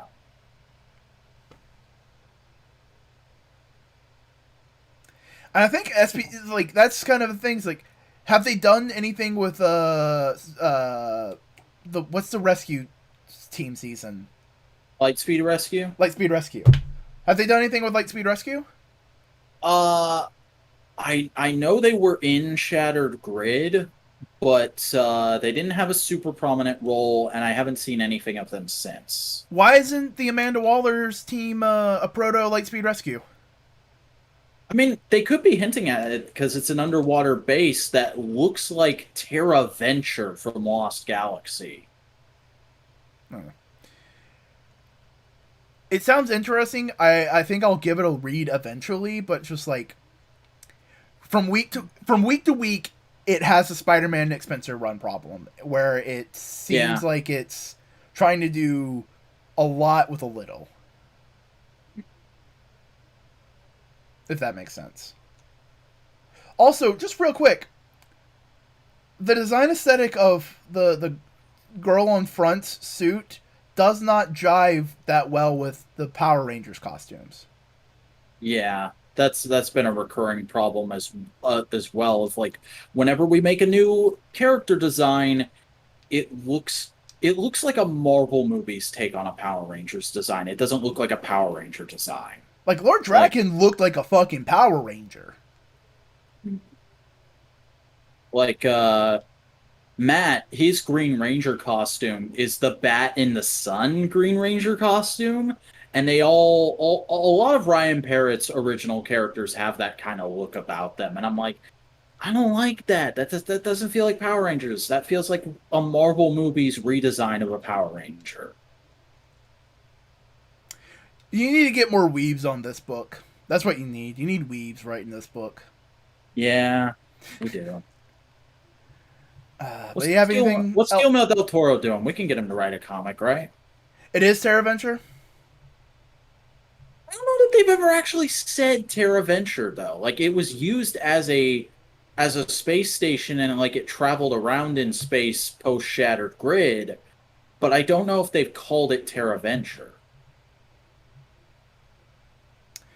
I think that setting would be perfect for Kira Major. Kira Major. Are you talking about like Earth being the only place with magic? Are you talking about that concept? Possibly. Okay, they did say it was Terra Venture. That must have been while it was dipping out. Okay. I don't hate the Omega Ranger designs, but they're not they're still not there for me. Yeah. But either way, do you have anything else specific you want to talk about with this book? Not this book specifically, but I do want to end off by saying I did really like the redesigns we got in the Pink Ranger mini. Those MMPR costume redesigns I dug. Cool. So I think the next book is the last book we'll be talking about tonight. Which is, if it loads, come on, load, buddy.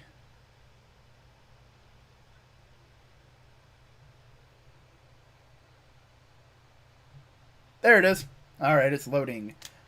I read the first issue of the new Khazar. Oh boy. Um, so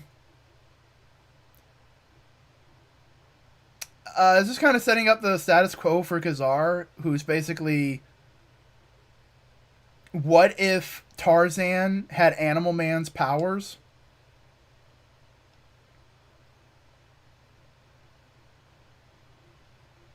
And he has a son, and the son's like doing things. It's a fun like action adventure book, and it's nice to see a non superhero book coming out of Marvel. Because I always appreciate those non super books from Marvel.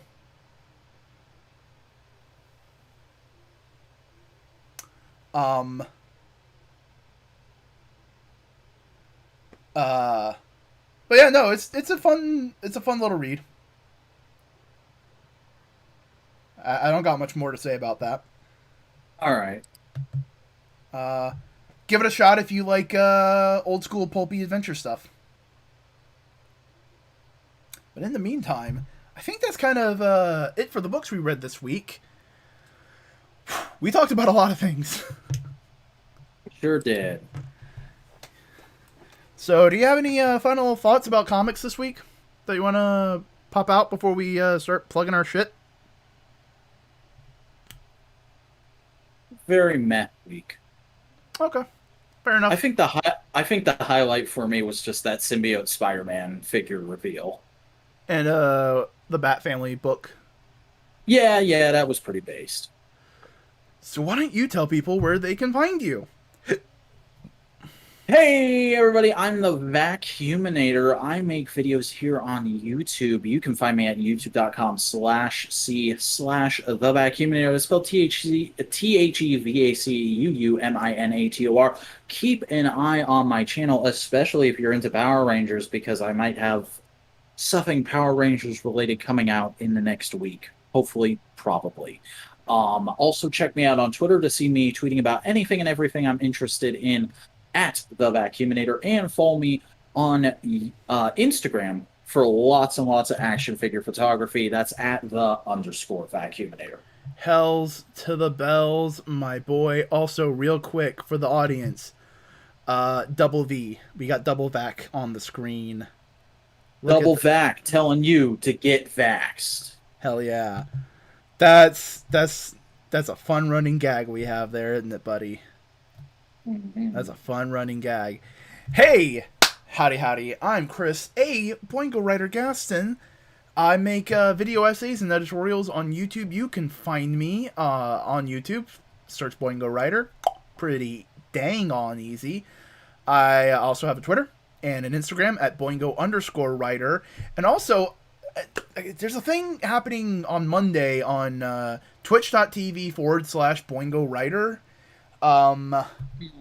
We've seen some things talked about it on my Twitter account. It's it's hard to describe. It's just like one day I woke up and it was just there, and it's doing things. It's doing things. Yeah. It's gonna be interesting to see what it does. I might take an early lunch that day just to observe. Yeah. 2 p.m. Eastern Standard Time on twitch.tv/Boingo Writer. And if you wanna get a sense of what's happening, you could always go to my Twitter. There, it posted a video there. Yeah, check out that pinned tweet. Give it a retweet. I don't think it is pinned. Hold on. Go pin it. I probably should have already. Yeah, that's like your channel trailer right now. You should have been that. Yeah, I should have. I should have. Boop. Profile. Also, I finally overtook 69 subscribers. Nice. Followers on Twitter. I mean, because for the longest time, I only had 69 followers on Twitter. But now I have 73, which is good. That it is now pinned. So if you go to Twitter at Boingo _writer, the pinned tweet is a little hint, little trailer, little nugget of what's going to be happening on Monday, 2 p.m. Eastern Standard Time at twitch.tv/Boingo I have no idea what's going to happen. I have just seen some things that have been on my computer just showing up. It's weird. Like, it's a PowerPoint just talking about itself. I don't know. But what we do know about is Modular Media. Yeah. And this is Modular Media. We do a variety of content here. Hey, people, do you like content? All right. Okay, real quick, Drippy. I am going to break kayfabe here real quick. You don't realize how fucking dope that comment is.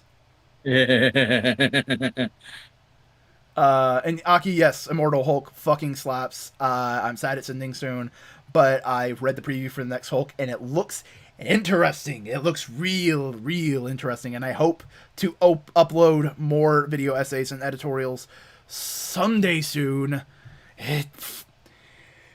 Let me just tell you, it takes something out of you trying to write a long fucking script about a Game Boy Advance game that no one ever fucking played. It takes something out of you. But in the meantime, this is Modular Media. We do a variety of podcasts, such as this one called No Prize, where we talk Marvel movies, comics, merchandise, and more. You heard that at the beginning. Well, bang! We also have Modular Media Wrestling Podcast, where me, in fact, talk about wrestling to ourselves, because it's a podcast for us. It's not a podcast for you, it's a podcast for us. If you guys show up, dope. But we're going to talk about wrestling either way, so why not put it to video? Yeah. We also have Modular Components, where me, Vac, Busto, and at this point in time, I call them Busto more than Buster. I just do. And our good friend Snowcone, aka Cody, come around, hang out, relax, just drop some of the tension of the week, and just go like, yo guys, yo my friends, yo my dudes, here's some shit. It's been a while. It's been a while since we spoke to the roller. It's been a while since we spoke to the roller coaster. Yeah. I'm hoping we'll see him again tomorrow night. Yeah, he's had some shit happen. It's understandable. Yeah. IRL shit. IRL shit always takes precedent over any of this content, just so you know, folks. We prioritize our well-being over just trying to make content, which I think is the way everybody should try and do things. Yeah, why do you think this stream is ending at 2 a.m. instead of 11 p.m. tonight? Yeah. But in the meantime, hey, V-Dog, tell the people about the podcast you have with the good friend Buster. Hey, everybody. If you like tokusatsu, then you should check out Twit or This Week in Toku with myself and Buster Corp, where every week we talk about all the latest news and releases from the wonderful world of Japanese live-action special effects. This week, pretty big week coming up. We got some interesting Dino Fury leaks to discuss. We've got the first trans character in a Sentai debuting, because it counts, in my opinion, even if it's not an official Sentai show. It's as official as Akiba Ranger. Yeah. And more Revice and Trigger. Yay. I'm not really into those shows at the moment. Has Revice not been good so far? It's good. It's just not. It's not bussin'. It's a mid-tier Dynamite match. It's not a main event pay-per-view. Mm-hmm. Okay. Hey, but hey, Minoru Suzuki. Minoru Suzuki. Murder Grandpa. Dude, last night's Rampage, that fucking Andrade match slapped. Ah, man, I need to rewatch. I want to rewatch it before a Thursday. I mean, Yeah. now we're just talking about wrestling. Oh god, it's starting to infect the show. Frag out. Where's the escape key? Enough said. We can't. It's an infection. It's a zombie. Eventually, we'll just be talking to CM Punk. CM Punk.